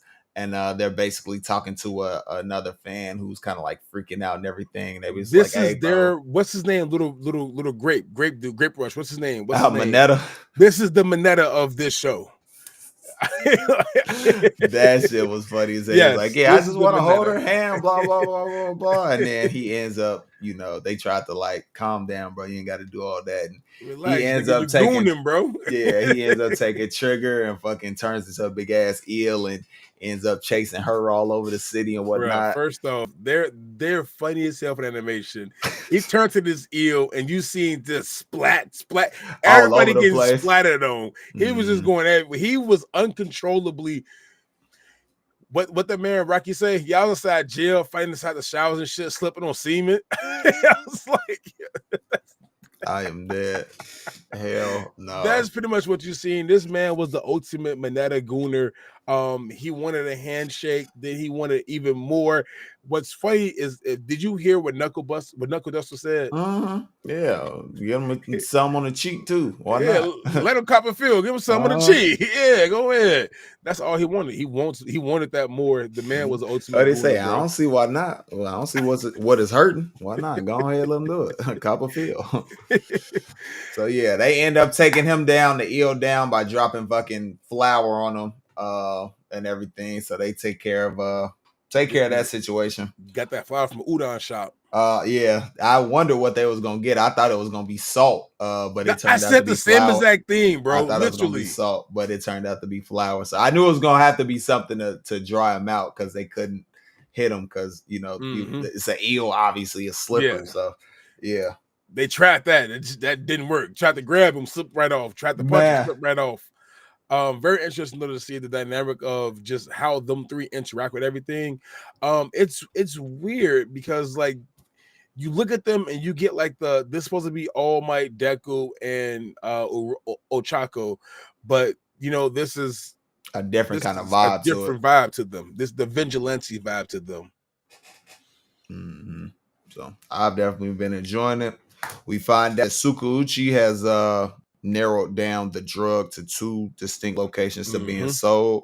But they have no idea what the motive is, because they're letting the drug go for free, but it's like a high priced drug. You can make hella money off of it. So what's the actual motive behind why they're doing this? So, and everybody's walking up like they all have the same thing in common. We never met the person before. He walks up, gets the drug, and just goes from there.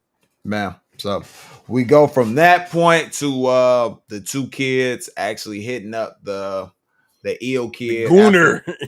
I'm there after the whole situation is done, and basically like, hey, we can introduce you to Pop Step, and maybe if we do that, he'd be willing to give information about who this person is, blah blah blah, all this other kind of stuff about the drugs and whatnot. So basically Koichi and Pop Step are like, no, we're not gonna take Knuckle Duster with us. Yeah, we just gonna go ahead and go off on our own. So on their way to meet up with the 2 kids and the eel kid, they end up taking a selfie with who we obviously come to find out later on is going to be one of the villains of the series. I kind of knew that from the trailer and knew it from like the picture that they have for it as well. Like, come on now.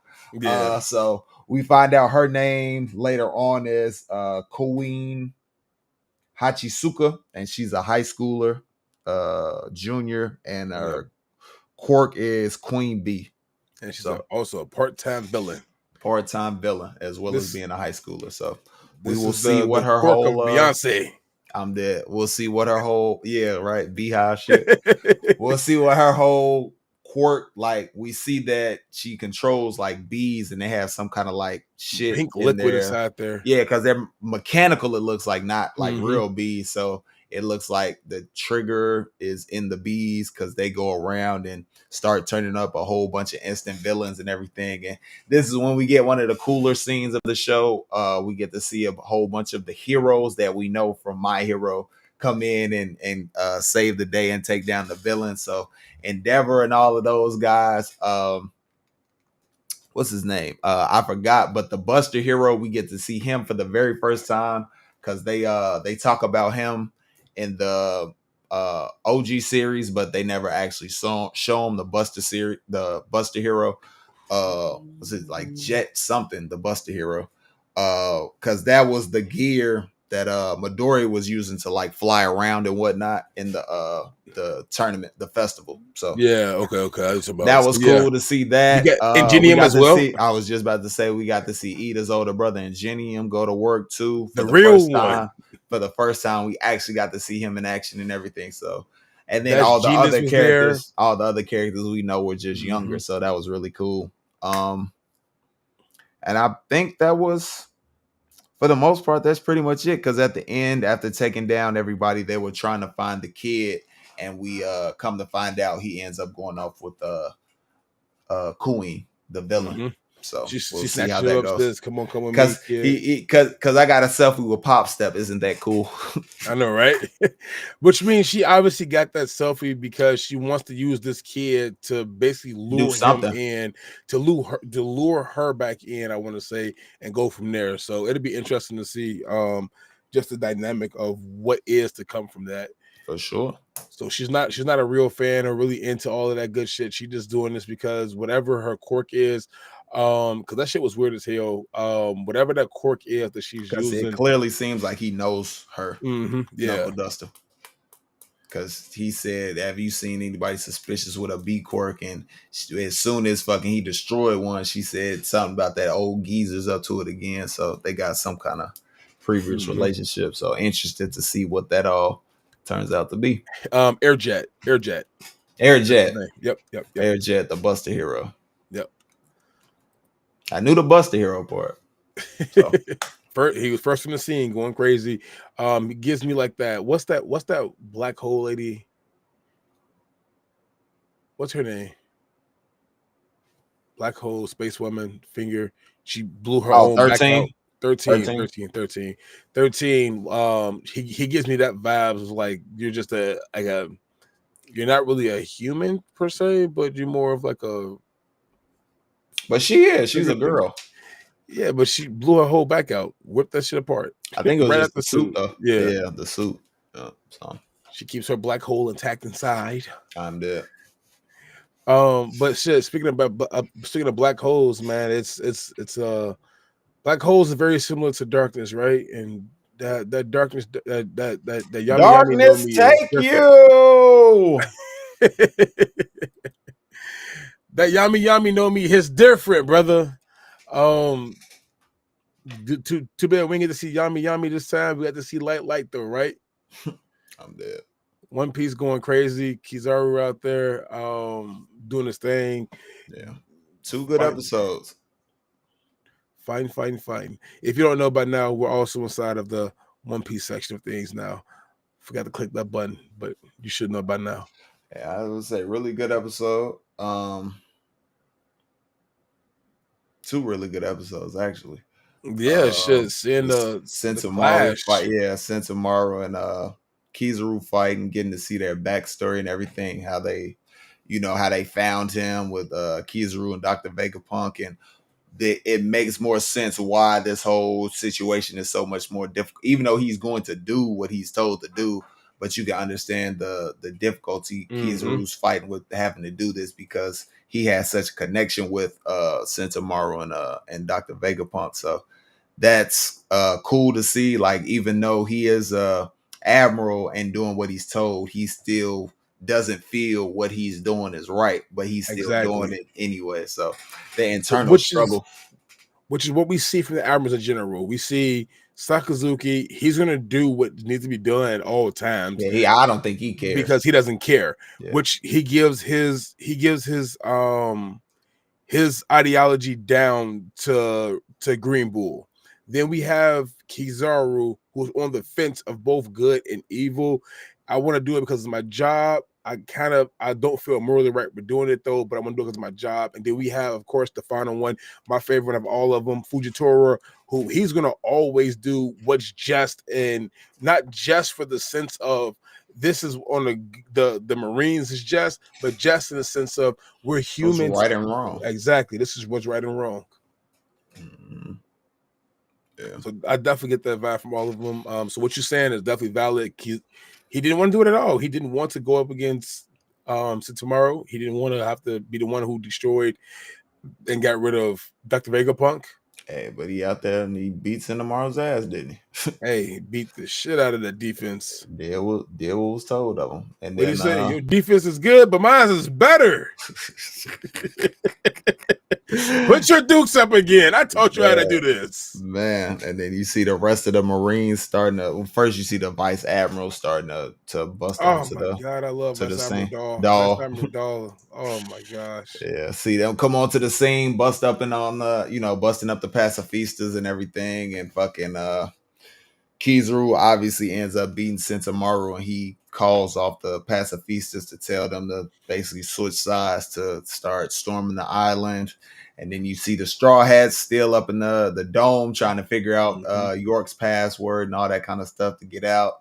And then when he finds out fucking Kizaru is there, when he busts a move up to the dome where they are. He's made of light. He can get through lasers. He phased through lasers. Man, then Lucci bitch ass, he decides to bust a move and goes after Vegapunk to kill him, but he ends up hitting Stussy because she comes in and blocks the shit. Sanji, and then Sanji bust a move. Now, I mean, let me borrow that. Boom, bust the shit on Kaku, and then fucking Zoro. Your ass thought you could act kind of reckless now that you got backup. I know, right? Like, yeah, I could do that shit. Between me and Kizaru, we could take you. And what Zoro say? Don't underestimate us. Yeah, hey. Don't underestimate us. Brick fist. Hey. Took that motherfucker out the building. So they finna have they fight next week and shit. So that's gonna be crazy. I'm excited to see the animation for this, because the animation that they gave Luffy when he landed and hit that dynamic entry on fucking Kizaru, like, bro, I lost it, bro. Man. The spin, flying in through the sky, everything like that. Hey, Luffy had him coming up there thinking he was finna do some shit, and him landing, you know, everybody kind of scared, like, oh shit, all the trouble we've had with him so far. Landing. Luffy ass jumped up on the fucking, you know, grabbed the shit, swung off and landed. That motherfucker tried to talk to him. Sashi Buriyana. It's been a while, motherfucker. Straw Hats. He was like, he didn't let him finish that shit. He said, fuck all that talking, let's do it. Instantly. I'm about with the action. Instantly, the motherfucker, the lightning took off, kicked him. Like, hey, that's rude. What that motherfucker say? Hey, Kizaru, we 100 times stronger than we was 2 years ago. Don't fuck with us, gang. Hey, man. Hey, Kaku firsthand, don't fuck with them. Especially with Zoro. Nigga, what? Nigga just woke up from a nap. You ain't ready, gang. Hey, you ain't ready. It's over with. Y'all may have gotten stronger, but we're 100 times stronger. You ain't ready. Big difference. We ready. There. Y'all ain't ready. We ready. I'm dead. Them Straw Hats on there. Vega Force is on a run still. And as we see, and as we, you know, if you read, of course, but as you can see, and in the next episode, the Vega Force is definitely going to take a turn for the worse from Kizaru, which we can go ahead and get into that now, because the end was when Luffy kicked them. Yep. So we get right into it. They started off. I think they started it off with just Kuma. The backstory with Kuma, and every time I see Kuma, bro, I start to cry, bro. I tear up a little bit, bro, because we know what's going to come. You guys are not ready for this. If you think you're ready, you're not ready. We read, and I can see for myself. I read. I'm still not ready. 16. No, not to see it animated. Of course not. To see it animated, it's gonna hit completely different right now. Like reading it, cool. Like damn, like fuck. You can feel it, yeah. But seeing it animated, hearing the voices, the emotion to it. When you first heard them cry back when they first kind of previewed that shit, you knew it was gonna be some shit when we finally got to it. So now it's gonna be. It is what it is. Nothing but fucking tears. What do we got? In 2 weeks, next week or 2 weeks, we're gonna get the backstory. I think 2 weeks. Yeah, 2 or 3, because you gotta get whatchamacallit to come down. So I'm ready for it. It's gonna be interesting. Nuke, welcome to the chat, big dog. I'm glad you dropped over right now. Welcome. This is gonna be very interesting though, because I really want to see just how this is gonna play out for real. Because we'll see. It's a lot. It's a lot, bro. The shit with him and Akainu, and then where Kuma fucking, you know, they kind of fight, but not really fight, because he goes up against the guard. Yeah, he goes up against the guards, and then Akainu comes and he gets out the jam with his ability and whatnot.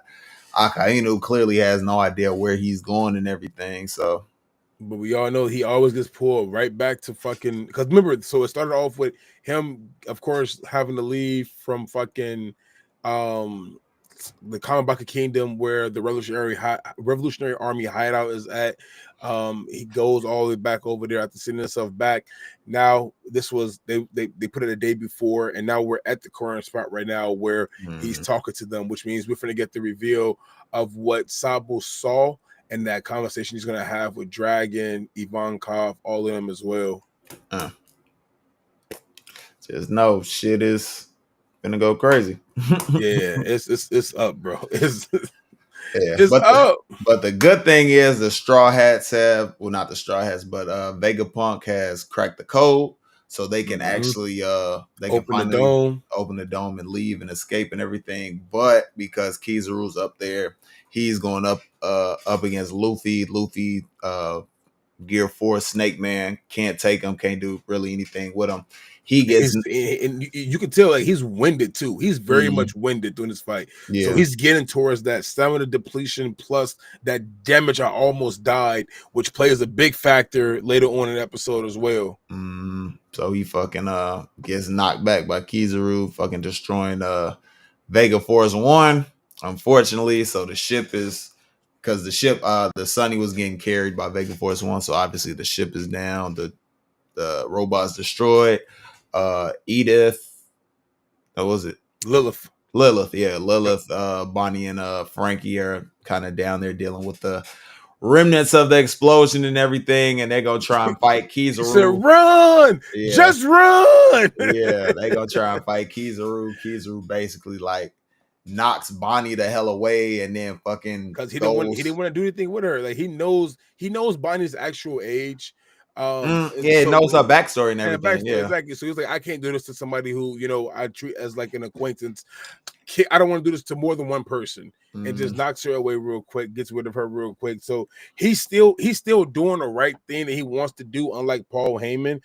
He's still helping out his friends, but he has to do his job still. Is Kizaru the wise man? Is Kizaru the wise man? I am dead. Kizaru is the wise man. So from there, basically, he goes into the dome, the part where Vegapunk and the rest of the Straw Hats are and everything, and fucking because he had kicked Luffy ass off, you know, the fucking, you hear the drums and all that shit kind of start and whatnot, but he's in there, everybody's kind of scared and everything of what's gonna happen, because you know they have PTSD from what happened to Sabaody and everything back in the day. So that's still there with them, obviously, even though they're so much stronger. I mean, they just beat fucking 2 emperors, but you know, that's still there because of how bad it was for them losing those 2 years, kind of feeling like they let Luffy down because he lost his brother and all that kind of stuff, because they weren't there for him and all that. So I mean, of course, we all know Usopp not gonna do shit anyway, but you know, I am there. So seeing him there and kind of scaring them and whatnot, and then you starting to hear the drums after he didn't kick fucking Luffy off, and Luffy you know, obviously comes back. Yeah, so you know, you hear the drums, and they showed the explosion part where he was going fucking, where he went to the dome and everything, and he came back, so he's okay, and now he's about to go up against fucking Kizaru. He gets super huge and fucking grabs his ass. Ran on the trees. Running in the air, running on the trees. Frankie and Bonnie saw that shit. And what the hell was that? Yeah. Grabs Kizaru, and we gonna get to work next week. Has any of the Straw Hats up to this point right here seen Luffy fight in Gear 5? I don't think they've seen it. They saw it. They saw it on video when he fought Lucci. Yeah. They will say, "What's that white form?" Yeah, yep. But Luffy got bleached. Yeah. It's Michael Luffy. Yeah. So all in all, 2 good episodes, and the fight really starts next week. He getting inside here. We finna get the famous Chef Boy or Monkey D. I'm dead. Coming up real soon. Some good stuff coming. You all will definitely enjoy it if you've enjoyed these past couple of episodes since Egghead has been back. The action, the suspense, the info dumps, and all this other kind of stuff. It's coming. It's so much stuff in this arc. Like we said, we're not gonna spoil anything. We're talking anime only, unless we say we're going to talk about and we will give a disclaimer that we are talking about the manga. But if we're just doing episode reviews, we're not gonna bring any of that stuff up. So you're in good hands with us in that regard. Because I know stuff was kind of shown and I didn't want to see stuff and all that kind of stuff. So I get it. I understand. I wouldn't do that to y'all. So we wouldn't do that to y'all here. Not at all. Not at all. I haven't spoiled anything for anybody who didn't ask for it. Yeah, facts. If they ask, hey, can you just tell me anyway? All right, you sure? I make sure I ask for confirmation at least 2 or 3 times, and then I'll tell you. I ain't gonna tell you the first time. You sure you want to know? You want the right path though. You want the right path. I feel it. So 3 good shows, 6 good episodes covered in this week's pod. We will come back and we will cover the most recent episodes of Lazarus and To Be Hero X. We will get that up as well, but we're kind of behind and we got a lot of stuff to cover, so we wanted to make sure we got this out for you all. So and possibly here it is. Windbreaker, maybe Windbreaker. We'll see. Windbreaker. We'll see how it goes. But we will catch. But all the 5 that we started off on at the beginning of the. Definitely keep going with that. We definitely gonna keep going with those for sure, and we might add Windbreaker. We will get through the entire season. This is not like before where we fall off. No. We gonna finish. No, we'll finish the entire season. Yes, sir. It's what did we not? Yeah, we still didn't finish Demon Slayer. We finished it, but didn't finish it on the pod. I don't think we finished Kaiju number 8 either. Kaiju number 8, SLF. It's a few. But hey, look, y'all rocking with us. New season, new rules. We gonna finish everything. You see, we made sure we doubling up on episodes. We gonna catch up and keep it rolling. So next year, we working through. I don't have any. I was gonna say I don't have any more vacations. For the next we gonna go on vacation to the next 5 weeks away. 5 weeks away. So there should be no breaks in coverage between them for sure. So, I love it. That's everything from us. We got the Rumble stuff that's up. WrestleMania. Or the WrestleMania stuff that's up. Or it's in the same video, but we will have it on the re-uploaded version. It'll be cut. So we'll have all the WrestleMania stuff, the night 1, night 2 stuff. So if you just want to watch that, you can just watch that. And then if you want to watch all the anime stuff for Fire Force, My Hero, and One Piece, we'll have that in a separate video as well. So you don't have to find it or look around or anything. It'll be separated in 2 separate parts. But we covered it all in one pod. But if you missed it and you want to go back and watch the live, you can do that. Go back and watch the live. You can definitely do that. See it all the way played through. Yes, the whole 2 hours and 12 plus minutes. Yes, sir. Yes, sir. So with that, because we got Raw coming up and I got to get my stuff ready for work. That's gonna be it for us. We appreciate you all for tuning in to the show. Because it was definitely a long one because we covered a lot. We hope that you made it this far, because if you did, it really helps out the video, helps out the channel. Whether you watched it or whether you just let it run, either or, it definitely helps the video out, which we definitely appreciate. If you did watch it, you did like it, you did enjoy it, make sure you hit that like button. You want to see more from the 1216 podcast, make sure you hit that subscribe button. And if you want to get notified anytime 12 drops something, anytime I drop something, anytime we drop something together, or anytime we go live, hit that notification bell, select all, and we will see y'all in the next one.